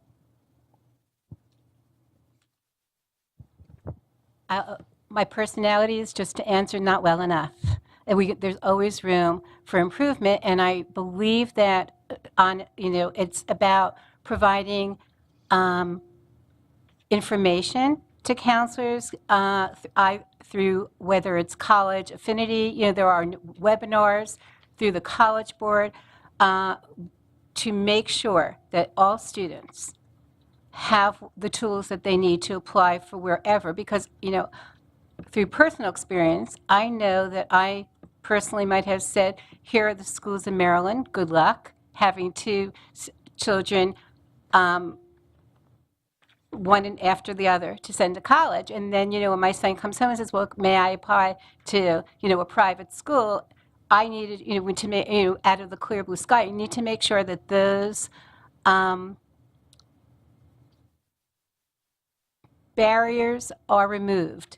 So when decisions are being made in the best interest of the student, the counselor has advised them and has that all in place for, whether they're searching as a junior, they have reach schools, they have safe schools, all of that is set before them. And parents, many of our parents have not, in Washington County, have not had that experience of navigating the college experience, and therefore, one of our goals is to provide those experiences and those opportunities for parents to learn about the best ways to visit, questions to ask when you're visiting and touring, and to give them a picture of what a four-year school looks like, whether it's in a small, urban, suburban setting, to make sure that they have those mindsets and they can make those decisions based on what's in the best interest, and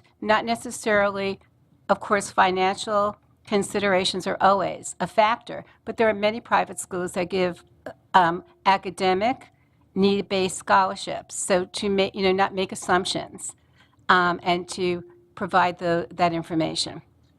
And if I could just add, in response to your question, I don't think we have established a clear message and vision that is shared and with all counselors that guarantees that all students are going to hear that message of aspiration. And so that's what our work is going forward, because I feel it's very individualized based on personal experiences.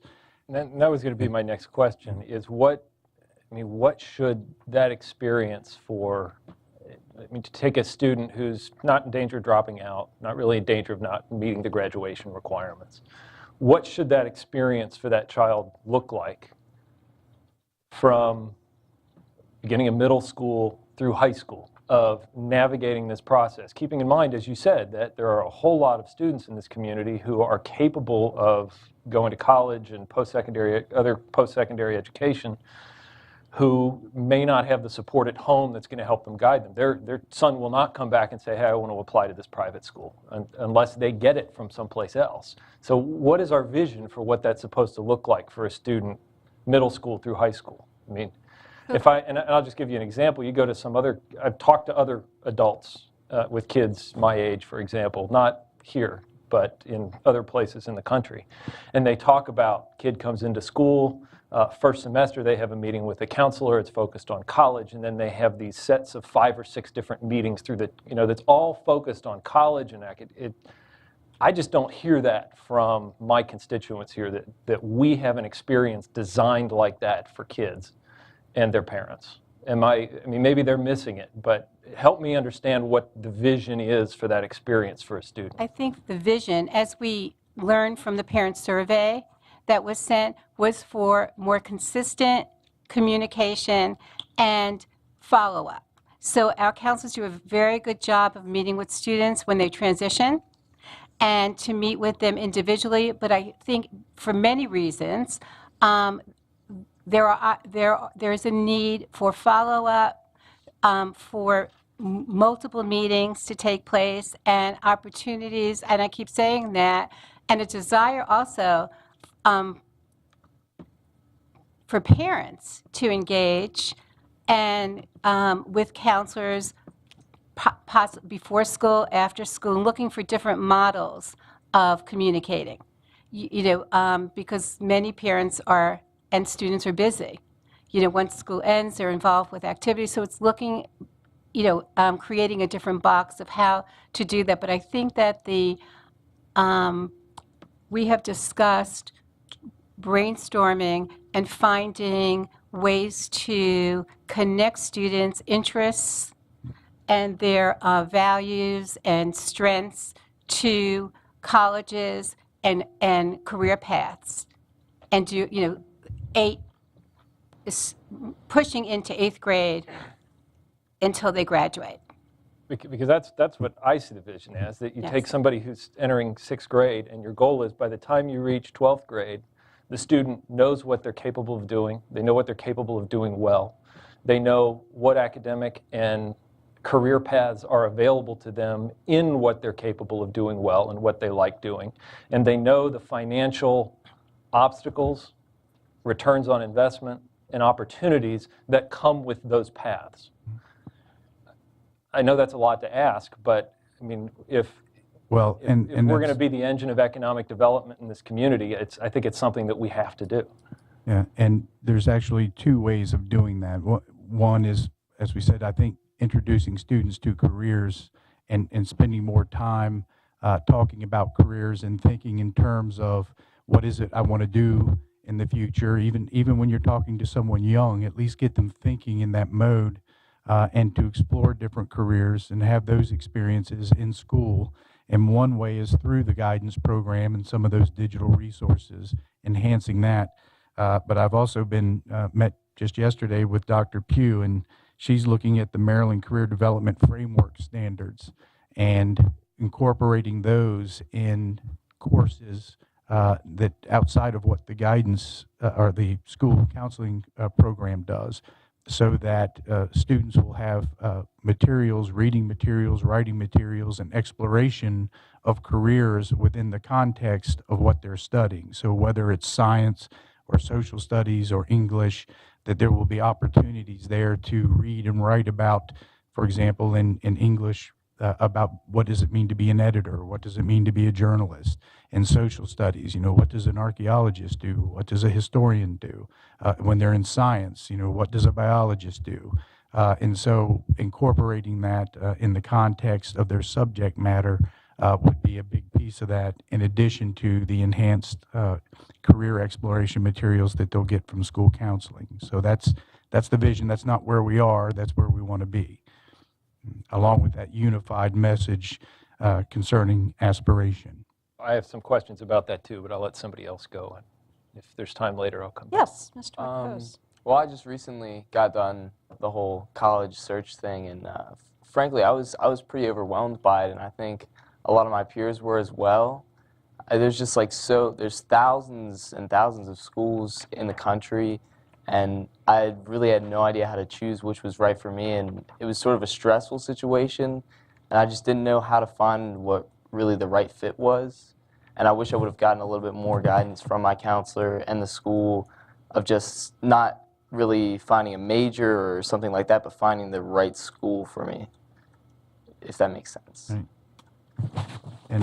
And did you not have that support with a counselor or have that conversation with a counselor? I don't remember ever having a conversation about where I wanted to go. I mean, we did talk about stuff like what classes I should be taking in high school to prepare for college, what field I wanted to go into for college, but never the actual college, what I should go to. Well, and that's something we definitely need to look at, because the AVID program and students who are in the AVID program, there's a very specific process they go through where they first look at what size school is right for me, based on my wants, desires, what I would feel comfortable with. Am I a big school person, a medium, or a small? And then what sort of environment? Do I want it to be in an urban environment, a rural environment? Where am I going to feel most comfortable? And then they start looking at narrowing it down then to 3 schools that fit that. And then they start looking at what majors do those schools offer, and start, because you even if you're going to change your mind after your freshman year, which would be unfortunate for your parents, but even if that happens, you want to make sure that there is a variety of things offered wherever you select. But there's a very clear process that Avid provides. I think that's the point, is that Dr. Hardings is making, and now it's being amplified by Coleman. We don't design an experience for kids that get them through those processes unless you're fortunate enough to be in the Avid program. And even then, it's really somewhat subject to the teacher you have and the energy that they bring to it. Now, we're blessed. We have mainly good teachers who bring a lot to it. But I know that there are people Avid in Montgomery County that aren't having the same experience that our kids are having. So I think we've got to work to design that experience across the system for our kids. The other thing is that, I think, if you turn that a little bit on its head, there is a lesson for us that shouldn't be lost. We have folks who are counseling young people about the courses they need to take with no knowledge of where the kid's going to end up. So if we're counseling somebody to take a certain course load, it may or may not help them where they ultimately want to matriculate to. So we need to rethink that process a little bit, because quite honestly, kids are going different places, and the colleges have very different requirements. So, I've got some things that I want to say as well later, but I just thought I didn't want to lose that lesson from Coleman. So thank you, Coleman. Finished, Ed? Thank you. I would like to sort of step in and ask a few. I won't say I've had positive experience with our sons going through the school system as far as the counseling. Certainly their parents were able to step in and maybe fill that gap, and my concern has always been for the children who don't have that safety net of parents or family to help them with the process. And we talk about non-traditional instruction, non-traditional education, how the world is changing, 21st century. We don't even know the jobs and careers that will be available in 10 years, maybe even 5 years. Here's my concern, and it ties into everything that I think others have said here, is how do we make sure that counselors who are in that position to advise have a sense of what we mean by non-traditional? Do they have any private sector experience? Have they ever been out of the education box? Do we have coaches who actually maybe have worked in the world, who come in and maybe are part of the professional development for our counselors if they don't have that private sector experience? And I'm concerned about the mindset, and I think we all fall into it, is college, four-year college is the only way to a successful life. You don't hear a lot of counselors talking about apprenticeships or certification or owning their own business. What a novel thought. There's just, again, this idea that, okay, let's get you out of high school and then on and have fun with the rest of your life. I think we owe them some responsibility to try to back map that for them and help them understand what the real world is like. And I'm not sure counselors either have the skill set or the mindset. And I know I'm painting a very broad, and I don't mean to do that. But as a whole, and there is a question in here, do you feel that of our counselors, and I know we have, an average of one counselor for 400 students, 450. I mean, it's a fairly hefty caseload. But on their actual workload, how much of their day is actually spent sitting down with a student, really getting to know that student, their lifestyle, what their situation at home is, what their aspirations, what their expectations are, what could we do to help them? Do they even know what is out there and what the possibilities are? This whole subject kind of gets my blood pressure going, so I apologize. But if we're not guiding them and at least exposing them to all the alternatives out there, I think we do them a disservice. So of the how many counselors we have from middle school up, or I guess we have counselors in elementary, there's a little bit different role, I understand there. How many actually have experience out in the world? Or do they leave school, go to college, and come back to school to teach or counsel?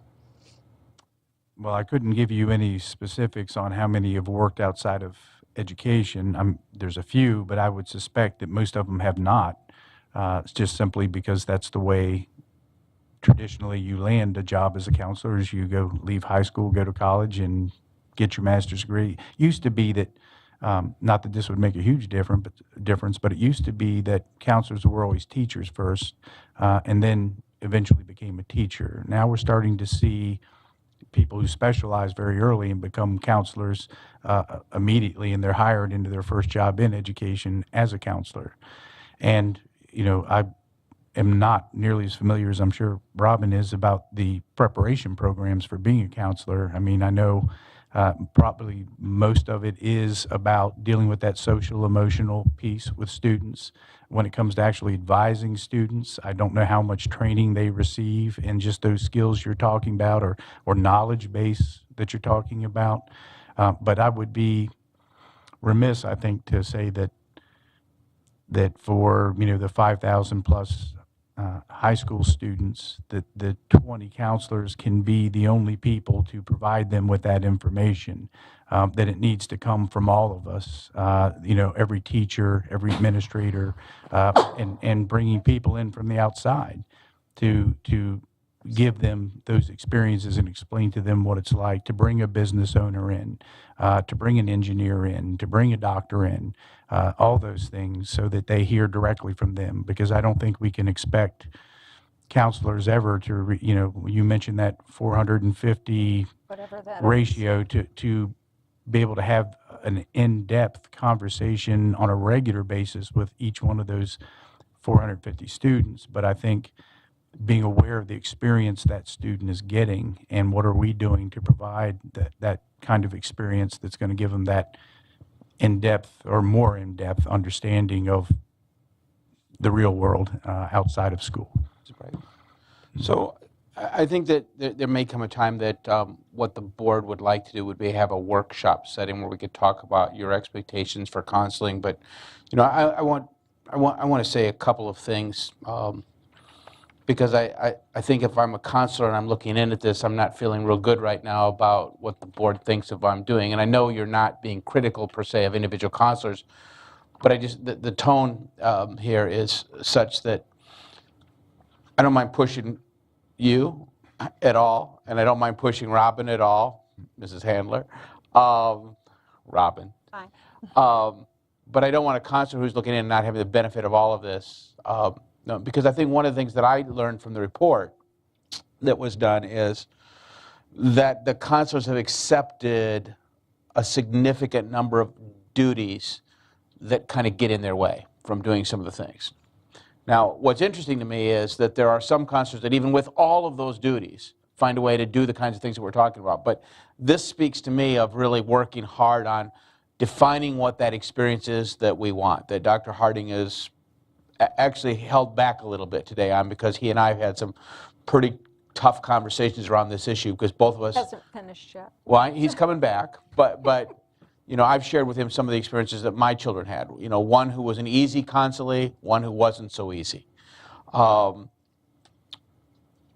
I think that, don't lose sight of what the board is saying, Robin, is that we probably can't throw people at it. We might be able to rearrange some of the duties that people are responsible for, but there are other resources. For example, you know, if a young person is counseled against going to an Ivy League school or against going to Stanford or against going somewhere else because someone's kind of fairly parochial or limited scope of what college or university looks like says, well, wait, you can get the same thing here as you could get there. I think we need to help those people expand their vision a little bit. And I'm not quite sure how we do that, but I think we have to talk about that. I do know this. There are lots of people in this county that we could bring into the schools. Dr. Hardy, may I pick on you just a second? Why change your normal pattern, sir? Well, because you pay my bills. No, you know, if somebody wanted to know what it was like to attend Yale University, Dr. Hardings is a living, breathing example of what it's like to go to an Ivy League school and graduate with honors. Somebody in this district should have asked him multiple times, come in and talk to our highest flying young people. There are other people that are in this community that have attended all kinds of other great institutions, from the University of Florida, which is a Tier 1 research university, to Johns Hopkins University right up the road. I think we need to be leveraging our community. If you want to bring that pupil-teacher counseling ratio down, let's use some really bright people. Let's use those people who are graduates of Duquesne University. Let's use those people who have gone to Pittsburgh or Carnegie Mellon. Let's bring those people in who have done graduate coursework at Harvard. I don't think that that's unreasonable, and those people live and reside among us. We ought to develop, as a part of the normal counseling process, a list of community resources that we can bring on a regular basis so that the counselors don't have to bear the full burden of the college advisement process. I think there are a number of things there. I think we have to reconceptualize this well beyond the traditional college and career nights. You know, to the extent that Mrs. Brightman was talking about our counselors knowing what they know. I mean, most of our counselors have grown up in the education industry. I mean, that's all there is to it. There's no escaping that. But that doesn't mean that the chief executive officer of the hospital who went to West Virginia University couldn't come in and talk to our folks about industry and careers in college and, in the medical fields. It doesn't mean that we couldn't ask Mitesh Katari or somebody like that to come in and talk to folks within our community and provide that level of expertise in the private sector that some of our kids are never going to experience because we don't have people who have those experiences. You know, we could go and talk to the folks at some of the small businesses around here about advanced manufacturing. What does that look like? We could bring people in who have experience in advanced manufacturing to talk to our kids because that's a career that we should consider. We have several great vineyards in this area now. Why couldn't we bring people in who understand viticulture to talk to some of our young people who have programs? Again, pushing that ratio of advisee to advisor down simply by having a will call list and exercising that list on a regular basis. I just think we have to look for opportunities to leverage our counselors. But I also think it's probably important for some of the counselors, Robin, that you supervise, as well as this board to have an opportunity to talk more about what our expectations are going forward for our young people. And we may have to reconceptualize where we provide services. We may not be able to have as many elementary counselors if, in fact, we need more people at the secondary level. Perhaps we need fewer people at the middle school, or perhaps we need more people in middle school. I don't know. So maybe it is taking the 48-plus counselors that we have and reconceptualizing how they're deployed in the system. You know, we have a fairly traditional model here. It may be the right model, but it may be time to examine that model as well. So I'll let it come back to the board members because I know others of you have things to say. Thank you. Others? Dr. Hardings? I'll just go very briefly. This is, I guess, sort of current to me because my children have had 2 college counseling experiences in the last 4 months. One is my son is a freshman in high school, had somebody from this building come to his school and spend 45 minutes, an hour, one class period with his whole class. The message he came home with was, the most important thing for you to consider when thinking about college is the return on your investment. And why would you go to a school that costs more if you're going to get the same degree? Now, for an entire room of kids to walk out with that, it doesn't take into account, A, what the kid's academic ability is, B, what their ability to pay is, what scholarships might be available to, any of that. But that's the message he came home with. A few weeks ago, my daughter had in her 7th grade class somebody from a group called Way to Go Maryland. Not one of our employees, I guess. The message she came home with, and again, I wasn't there, and maybe what was said to her was not, she didn't take away what was said. But the reason they keep mentioning Stanford is she asked them, where do you want to go to school? And her school of the week was Stanford. Next week it might be Maryland, next week it might be Virginia, who knows. But that week it happened to be Stanford. And the response that she heard back was, why would you go to Stanford when you can get the same education at HCC? Now that changes the way she thinks about college. Another message she got, I'll leave it at that. That changes the way she thinks about college. And, maybe there's an argument to be made that the return on investment of a school like that is not good. I'm sure some statistician could figure that out. But if that's a message that a young person just starting to think about college is coming away from an experience in our schools with, then I think we have some work to do. I mean, of all the challenges we have in Washington County, too many kids aspiring to go to schools that are too expensive is not one of them.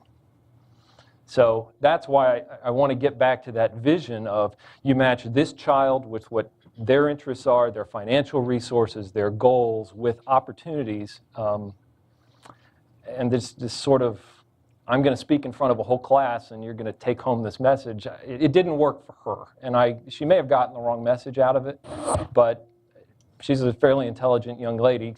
And that's what she came home with. So that's what's motivating some of my concern. And fortunately, she's growing up in a household where mom and dad pay a lot of attention to her academics and her future, et cetera. There are a lot of kids who don't. And I want to be sure that we're capturing the untapped potential in all of those students. So that's why they both mentioned Stanford, I think. So, but thank you for listening. And I appreciate it. And I understand, counselors, and I appreciate Dr. Wilcox acknowledging how hard they work, what they do. But when you asked me that original question, it's always, and we embrace that, and counselors do reflect, self-reflecting, and looking at what we can do differently in response to society and also, the county goals. So I think that's great. And it's my responsibility to provide those professional development opportunities, and I think that's a great one. Years ago, I'm dating myself, how old I am, but there was a program Mike Callis started called ACES. It was a 3-credit class. I don't know if anybody remembers. It was one of the best 3 credits I've ever had. It was in the evening, and every week you went visiting an industry, business. It was fabulous. It was almost like when you had arranged the trip to Volvo. It was a wonderful learning experience for myself. And I don't know if that might be something to explore in terms of professional development, bringing people in, and also going on field trips. Well, I want to thank both of you for sitting up here and listening. I know you'll take the message back. I think one thing I want to say as a superintendent is the message to me, to the counseling staff and to those who support the counseling staff, is this can't be an either-or question. I'll either do testing or I will do counseling. I will either do this or I will do that. This is yes and. We just don't have more hands, but we have to get more done on behalf of all of our kids, and we still have to deliver things. That's one of the really tough things right now about education. Every day something's added to our plates, and very little is ever taken off the plates. As I think today about just your traditional classroom teacher and all the things that they have to do, compared to the classroom teachers of yesterday, there's no doubt that the lift is heavier today. And I think that same thing is going to hold true for our counseling staff as well, as it has been recognized by them for years. We're going to keep asking more, and I hope they can appreciate that and find a way to embrace it. It might take gin, but they've got to find a way. Very good. Thank you, Ms. Handler. Thank you. Mr. Akers, I think you're staying up for the next one as well. Thank you, Ms. Handler. Thank you. Welcome, Mr. Simler. We're on to summer school update. Dr. Wilcox? Yes, so what we want to do is take 5 minutes to talk to you about summer school. Thank you. I think we're losing everyone. Was it something I said? Maybe along It was the... something that Rick said, and you're just paying the... Oh, Rick, that's fine. They'll all be back. Good afternoon, Mrs. Brightman, Dr. Wilcox, members of the board. As Dr. Wilcox said, we're just going to give you a brief update and overview of our upcoming summer school program for 2015. This year for our elementary program, we decided to go back to a site-based style program versus our satellite programs, which we've been running for the past 4 years. Within this, each 27 elementary schools will be running a individualized program to meet the needs of their students. Some of our program goals that I've identified is I wanted to increase student enrollment and attendance at all the school sites, target specific student needs at each elementary school site, and provide an early back opportunity, such as a jump start. And if you look at the dates of the program, July 27th through August 12th, that actually gets us closer to the beginning of the school year, giving an opportunity for those students to jump back into the school year, get them ready for the next opportunity, grade level, and then hopefully getting them ready for the school year so that it decreases the amount of the summer loss. What I've asked the schools to do, and each of the principals, is to really create a unique experience for the kids that tailors specifically to their needs. One of the things with the satellite programs that we did see is it took a little bit of transition time for kids who are not familiar with those satellite schools. And then once we finally got a good rapport with those kids, we had limited amount of time for instruction. Now with site-based, the kids are familiar with the schools, the parents are familiar with the schools, the staff is familiar with those kids coming in. They are now currently working on a specific instructional design where they're going to target specific instruction planned and delivered by the teachers. And the learning experiences, again, like I mentioned, are going to be tailored specifically to the student needs who are attending those school sites. Regarding program evaluation, we looked at student attendance as a way to evaluate the effectiveness of our program and make sure that our attendance stays high enough and that we have increased our overall enrollment. And 2, each of the sites are developing a target goal, sort of like a student learning objective, like an SLO, where they'll identify there's individual students that are coming in and they will have specific goals set up for them. And at the end of the program, we'll see if they've met those goals to get them ready for the next school year. Just briefly, we have worked with food services to identify some sites that are going to be offering breakfast and/or lunch. We have quite a few sites that are eligible for receiving the free and reduced lunch, and the sites that are not eligible, that'll be up to the parent to provide the meals for the students. Usually it'll probably just be a lunch. The non-eligible sites, though, if the students who are attending the program, if we have enough of the students who are free and reduced, they become eligible sites. So we're working with food services to continue to identify which sites would be eligible. Right now, I believe we have 17 of our 27 sites that are already eligible, and more could come on board. Transportation, right now, it's parent transportation to their child's school. Not different than last year in terms of getting their child to their home school, and then we had buses that would transport them to the satellite. Now it's the transportation is provided from the parent to the home school, and they drop them off at the home school where they'll attend their program. There are some Title I schools that are going to offer some bus services at a couple of satellite pickup locations, neighborhoods that are densely populated, and we can get a few more students to get them transportation from those neighborhoods to the individual home schools. And then staffing, we had a process where there was an opportunity for teachers and on-core staff and paraprofessionals to apply online through our AppleTrack system. The principals at the schools then were able to select those teachers who will be supporting the summer school programs.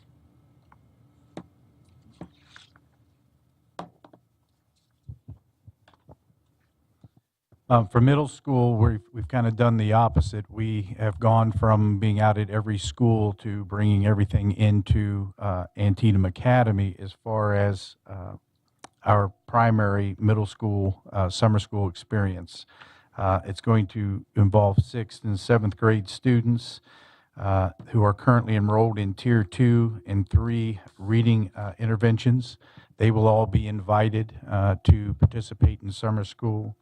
and they're going to be grouped based on the types of interventions they need for reading and writing.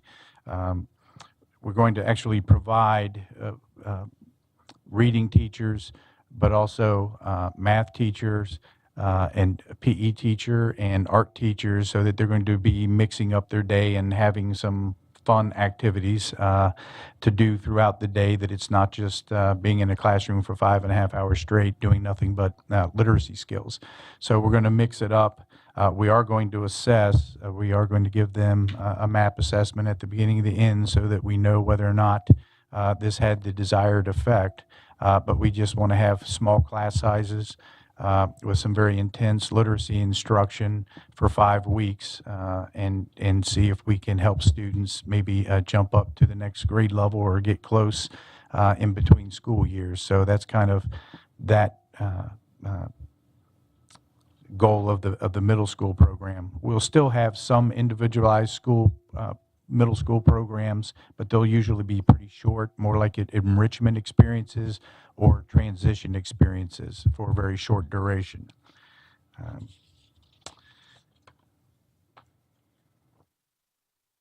On the high school level, we kind of have a couple of approaches. We're going to have, we used to have a lot of, every single high school offered summer school because students were taking both original credit, repeat credit, and recovery credit. And recovery credit was based on students who had a 60 to 69 who only had to do a certain number of teacher-identified units to boost their grade up to a 70 and earn that credit. But since we now give credit for grades from 60 to 69, there's no need to have that recovery credit program. So that's why we've gone back to a centralized summer school program that's focused completely on repeat recovery, or repeat credit and original credit. And we're going to have face-to-face courses, the traditional summer school, 5 weeks long at South Hagerstown High School. We'll provide transportation for that using hub pickups. It won't be the complete transportation system we use during the school year, but we'll have transportation hubs that will take students to South High. We're also going to have, for the first time, a blended learning summer school that we will operate out of Antietam Academy, and where students will come for the first 3 days of summer school and learn how to take courses online, and they will be signed up for a specific course, and then they will take that course in a blended format, which means provided that they're succeeding, they will only have to come to school once a week to get their 20% of face-to-face teaching. And the rest of the time, they'll be communicating with their teacher, getting their materials, their grading, their assignments graded, all online. This is both going to be a good opportunity for students who might want to work in the summer but can, dedicate a day each week to coming to summer school and still earn a credit. For those students who want to be able to take FOT or our Foundations of Technology class or a health class in the summer, so that they can take more advanced courses during the year, but they don't want to have to go to summer school every day. And this will give them that opportunity as well. So this is kind of a new thing for us, and we're also combining it with a training program that we're offering for teachers that they're going to become. This is part of the process of becoming certified online teachers. Right now, you don't have to be certified to teach a blended course, but in the future, we anticipate offering purely online courses that have to be taught by a certified teacher. So this experience helps them these teachers gain that certification. So those are the high school programs, and I think because of the no longer doing the recovery credit, that it's going to be a good format for us, and also a less expensive format. So. Excellent. Questions on the summer school program? Dr. Wilcox, any comments? No, thank you. I think we're good. Thank you very much. Thanks. Appreciate it. Any additional comments on the update No. for you? We have not. All right, personnel. Welcome, Mrs. Francisco. Mrs. Brightman, Dr. Wilcox, members of the board, as discussed earlier in closed session, there are several items for your review and approval today. Okay, is there a motion? Madam President, I move for the approval of personnel actions recommended by staff. Thank you, Dr. Hardings. A second? Thank you, Mr. Ridenhour. All those in favor of personnel actions as recommended? Looks like 6-0. Thank you, and the student rep abstains. Thank you, Ms. Francisco. Reports to the board. Looking at a legislative briefing. Welcome, Mrs. Cade. Mr. Trotta.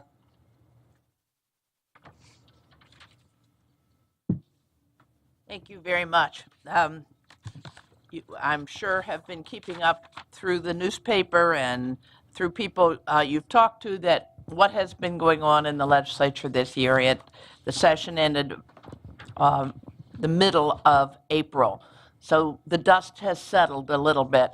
It was a contentious session, first with great goodwill, bipartisanism, and then deterioration of that over certain issues, particularly over budgetary issues. I've outlined that a fair amount in the written report that I have given to you, but I call it a volatile moods session because there were moments of, I was going to say manic depressive, but I didn't think that was probably appropriate. But there were moments of high energy and high warmth and feelings, and then other very low moments. And I think we've ended up with a better understanding of the governor and the legislature about their various roles and how to be working better together. And we know that there is some concern about things like the GCEI money, which was fenced in by the legislature. They put wording into the BRFA, which is the description, that the laws that control certain budgetary actions, that said you can't spend this on anything else, and then if you do this, then we'll let you do that. And there's some issues about whether they have the rights to do as much of that as they did. So I think it's going to be a time over the next few months when there is a kind of settling together, and I think there is a hope that there can be more goodwill at the end of the session than there was this year. But there was a lot else going on besides the budget. That's the one that, of course, is the most discussed, and it gets to be the most of a crisis because it's the one bill that must be passed. They can't go home until they approve a budget. The governor cannot veto the budget. So the governor has signed many bills, and he canceled his bill signing last week because of the things going on in Baltimore, and he was up in Baltimore instead. And so there are other bills that get signed will get signed on the 12th of May, which is next week. I've mentioned what I called negative positives, or you could call them positive negatives. I'm not sure which is more appropriate. But bills that we very much hoped would not pass, that did not pass. So victories, in a way. There's always some discussion of changing maintenance of effort. And we went through a big maintenance of effort bill about 3 years ago, I guess it was. And we thought everything was pretty well settled at that point. So anytime the word maintenance of effort comes in, there's antenna that go up, and people get very alarmed and intense about any potential changes to what people are starting to understand. And so there's always a little controversy between counties and boards of education about what might happen to the maintenance effort law. So this year, nothing changed in that, but it was only at the end that it was clear that there weren't going to be changes. The bill that had all that attention, the post-Labor Day start, oh man, did it have attention, and lots of people coming to testify and so forth. But that bill really had no energy in the legislature. They understood that almost every county starts before Labor Day, and that you have made that decision. Some of them wouldn't pass the bill because they agreed that it shouldn't be before Labor Day. Others understand that it really is a policy that local boards of education should get to make. So that bill appears to have, it really went nowhere, and we'll probably see it again, but it was a clear defeat for that concept. We each year have bills on the burden of proof, and without going into detail, those all failed. One of them even was one that we were relatively able to support in that it still would have transferred burden of proof in cases where the parents had initiated a private placement for their child, but they would assume they would retain the burden of proof there, and the burden of proof would only have transferred in a much smaller number of cases. But fortunately, even that bill died, and there was a bill to require that IEPs be translated if a parent asked that they be translated into the parent's native language, which could mean 100 and some languages. And again, the cost of that was prohibitive, and the value of it seemed to be marginal, and so that bill passed. And another one that failed, that bill failed, I'm sorry. The BOST bill, which has been a perennial in which businesses would get tax credits for giving to a nonprofit corporation that was certified to make grants to schools, mostly for scholarships, but for other primarily non-public schools. And that bill has been opposed by MABE every year because it, again, is saying that MABE and the education community saying education money, state money, should be going to public education. There was a lot of contortion on that bill this year. This year, the bill was 100% for non-public schools, where before they had tried to have some of the money be for public schools to kind of sweeten the pie. And then the bill went down. The governor apparently really wanted this concept, and so in the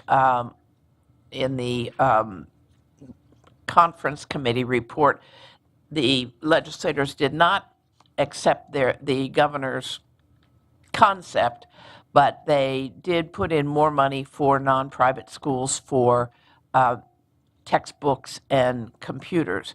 But apparently this was not what he wanted, and there was a lot of contention over that. So we will see that bill again in some form. There were several bills for special needs of this dyslexia task force. Again, dyslexia is not a federally mandated, it's not a disability, but we think that from this task force will come some kind of mandate that will call for special programs for dyslexic kids.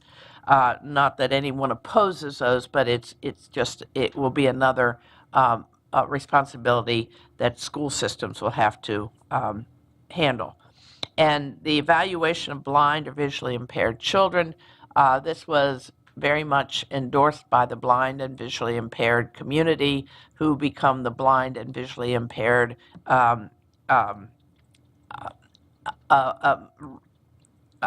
excuse me, I'm trying to say, oh, I skipped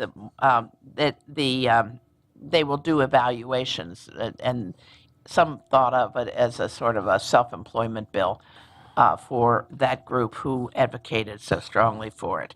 I don't think that it's a major, major expense, but it will be a little bit of added expense for you.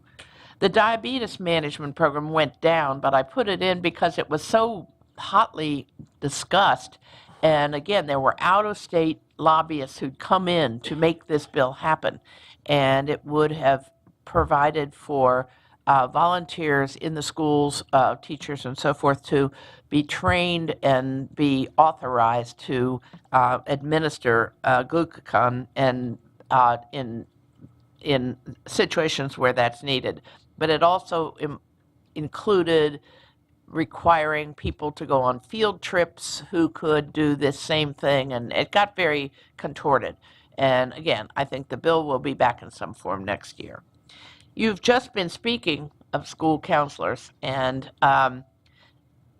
to say one more thing about school counselors, and probably very rightly, and again, this bill, I think, takes the right approach to putting additional education and responsibility, because this bill calls for counselors, when they're being recertified, at a very logical point, to be mandated to have training in mental health, suicide prevention, and those things that we are seeing become so prevalent in our society. Perhaps many of them already have that training, but this bill, instead of saying now they must spend 10 hours a week, or as some bills do, it is saying when they're recertified, let's add this to their toolbox and make sure that they have good training in these areas.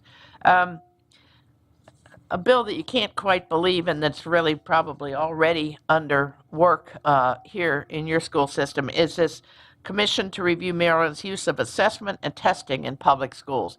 Now, if there's ever been a prescriptive bill, this is the one that is. It tells you when, how, what, and it sets out what a program should set out. It goes much farther than laws generally go in telling you what has to happen. You have to gather a lot of information by August 1st. You have to get it to the state board. The state board then is going to send you all this about all the testing that goes on in all the different counties. Then you have to comment back. Then the state board has to take that kind and go to this new commission that's going to be established, that then is going to make recommendations that they're going to send out to the state board and to you, and then you have to comment and make recommendations on their recommendations, and then they all go back in, and eventually there's a report to everybody about this. It looks like it's going to be a great deal of work for you, for your staff, and also for the board itself to make all this review happen. Probably a very good subject to be reviewed, but at the same time, it's a very prescriptive bill. The charter school bill was one of the governor's favorite bills and one of his package, and it got changed drastically.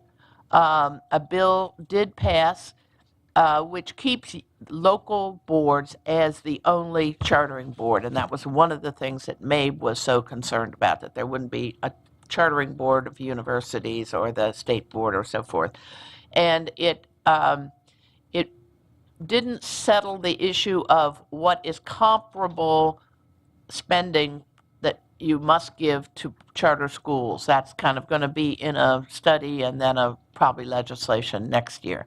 But the big thing it did was say that charter schools that have 5 years of achievement in accountability in finance and academics may apply then for some changes and leniency in their personnel, their curriculum, and so forth. So that may be a big thing in the future. And there are a number of charter schools in the state that have that 5 years and pretty good record. So we'll be seeing how that goes along, and what kind of changes they request. Has that been signed yet, Arda? Excuse me? Has that been signed? I do not believe that's been signed yet. And I don't know whether the governor is satisfied enough with the bill as it was amended to sign it. My guess would be he will, but then again, it's totally a guess. The apprenticeship pilot program is a very good program in that there is will be established two pilot programs in two different school systems, one a rural and one an urban school system, that will provide some real opportunities to put 60 kids per year into this really good apprenticeship situation where they can be, and they have to be either in they have to be in opportunities for manufacturing or for STEM-related kinds of jobs. But this would give the opportunity to get at least 60 kids into work-related situations that they could be learning, and they would be getting academic credit, and they would be also well on their way into their further education. So they'll be selecting 2 counties to do these pilot programs, and you seem to me to be one of the communities that is much more advanced in the variety of education you offer. So hopefully it is a program that would be of interest to you. Student data privacy I spoke of last month. That's the one about protecting the data on students that's up there in the cloud, that through all this computer world that we live in. And it does now satisfy I think the school systems, but it also satisfies Google and all of the computer people who would love to be able to advertise and so forth, but are being restricted on how they can use the data that they have about your students. The only interesting thing was somebody at MABE was talking about one of these companies, a small one, that has some of this data that's gone bankrupt, and that this data they have becomes an asset of that company, and whether that asset has to be sold and made available to pay the debts of this company was a very interesting and somewhat frightening question.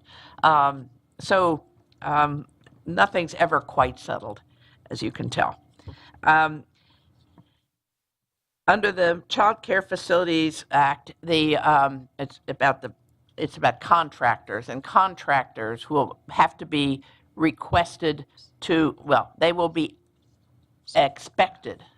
required to not send to any work site with students at that work site, with access to students, anybody who has certain criminal records, particularly in sexual abuse. So this bill started out saying that school systems had to do this. Well, you were going to have to go with every contract you did and say, you have to show us that all your workers don't have these charges, and it was going to be an enormous responsibility. So this bill got improved and is quite acceptable as it went through. You heard about the Hunger Free School Act, and Jeff was very valuable in coming down to Annapolis to testify on that bill. And it makes a real difference when somebody who's really in the workforce and knows exactly how something works in a school system to be down there to testify. The county superintendent reappointment bill went through fairly easily. It helped, I think it helped legislators see how that bill is sort of a peculiar process, and whether or not there's any changes to the overall hiring of superintendents because of that attention. We don't know. That would be in future years.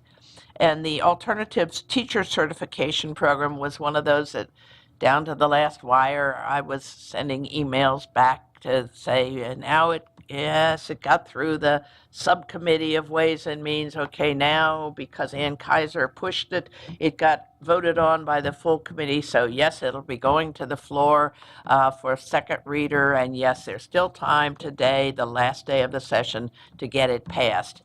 It changed a lot from where it started, but what came out was a very, again, an understanding that maybe the current law or the current practices aren't quite adequate in terms of the changing needs of education, and that where you have trouble finding finding teachers in specialized fields, that maybe the state hasn't been doing all they should be using all the tools that they have to do alternate certifications, or maybe there really is something more needed. And so this will allow them to determine whether they think more is needed, and in which case they will set up 2 pilot projects, again, one in an urban and one in a rural school. I keep saying, are you really rural? But I think that's the category that you would be considered in. And hopefully this county, since we brought the attention to that issue, will be one of the 2 systems that would be included. You have wonderful staff here. Oh, I wanted to mention in that one that Senator Pinsky, who's from Prince George's County, wasn't really convinced this was needed. And we talked to him, and yeah, we're okay. But he wanted to talk to the people that are really dealing with this. And he called we gave him the information, and he talked for more than half an hour to Laura Francisco and Lindsay Darr, your people, by phone. And to have a state senator from one county call and really want to understand an issue from staff in another county was pretty extraordinary, and your staff did a great job. That's what made him say, okay, let's go ahead with this bill.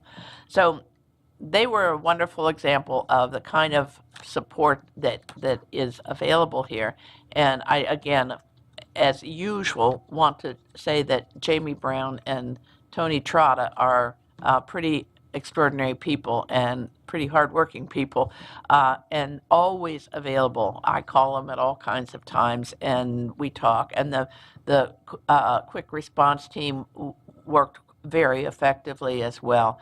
And we had a good session in terms of my understanding what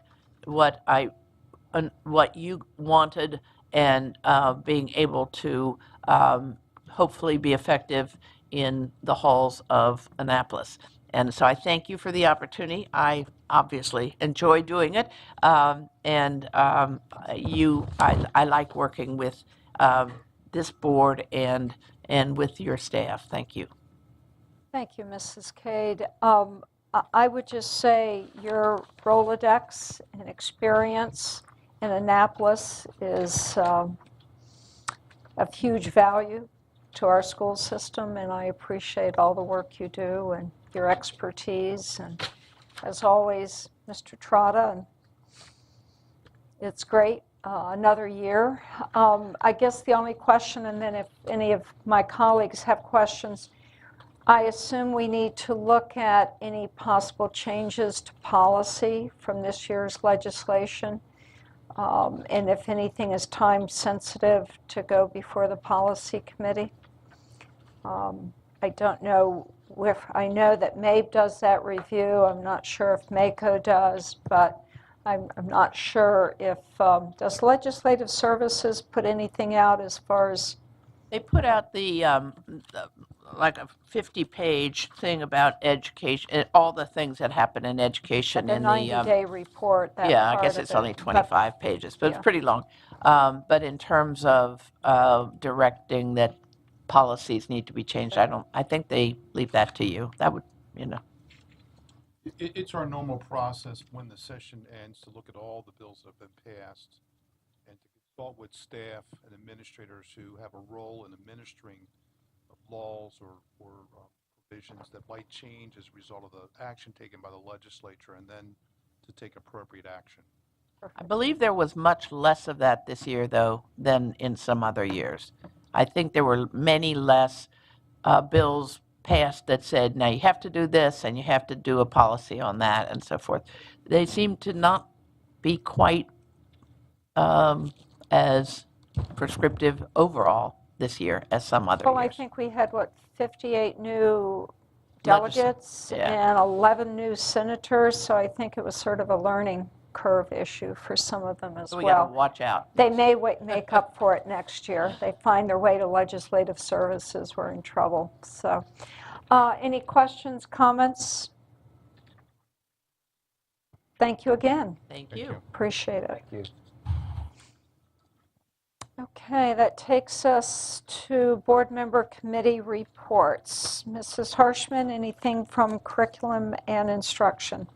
Yes, curriculum and instruction met April the 26th, and we were presented with information on the use of APEX in recovery credits and summer school, which Mr. Akers actually discussed a little in his report. We will be meeting on June 26th in the board conference room at 12 noon, and the agenda will be posted for that. Thank you. Facilities committee, finance committee, facilities, I'll get it right. Mrs. Williams, It's that F, that initial F. Absolutely, Yeah. got me. The Facilities Committee met on April 28th. We had a project update by Mr. Rollins on the Jonathan Hager Elementary School. It's about 18 to 19% complete. And if you go out there and look, you'll see some concrete slabs and some staircases in the classroom area. Masons have started working on the load-bearing walls, and next month they'll begin roof work. That's or roof prep, maybe not roof work, but prepping for roof work. We're not sure if the committee will be meeting in May. We're just going to wait and see if we have some things to address. And we're certain that we will not be meeting over the summer in the months of June and July. There was also an update by Mr. Mills on the draft project list for summer. Mr. Mills will be very, very busy with his people doing some much-needed repairs. And on May 19th, we have scheduled the board has scheduled a 1-hour work session on the Educational Facilities Master Plan. So that's upcoming, and I'm looking forward to that. Very good. Thank you. Mr. McHose, I skipped over you. I apologize. It's quite all right. We had our last meeting last Friday, and we had elections for next year's officers, and those results will be out hopefully sometime this week. Very good. Thank you. Good to see you this afternoon. Thank you. Mr. Gesford, Finance? Yes, the Finance Committee met on April the 28th, and we had a report for the financial report on the March from Mr. Sisler. We also had an update on the grants by Mr. Brandenburg. Mrs. Keller came in and brought a report on Sigma Medical and prescription drug programs. And then she also finished up with the retirement plan changes that are coming forth. Thank you. Yes. Mr. Ridenour, HR. Yes, the HR committee met on the 28th. We discussed consolidation of HR and personnel policies. The next meeting is scheduled for May 26th at 1:30 in the afternoon, which is a change from normal time. Thank you. Dr. Hardings, would you be willing to Sure. sort of stand in for Ms. Fisher? The policy committee has not met since our last meeting. We're next scheduled to meet on May 19th at 10 o'clock in the morning, and that also is not our normally scheduled day or time. So, but we will meet on the 10th at, on the 19th at 10 a.m. Thank you, and I think we'll consider the briefing by Mrs. Cade as our legislative response team report. And I didn't know if Mrs. Harshman, Mrs. Williams, either of you would like to report on the ad hoc committee? I just had a misspeak here. I believe I said the next CNI committee meeting would be June 26th. It's May 26th, so I wanted to address that. Thank you. Okay. Have you had an ad hoc committee meeting since the last? And if so, would you be interested in sharing for Mrs. Fisher? I believe the last one was canceled.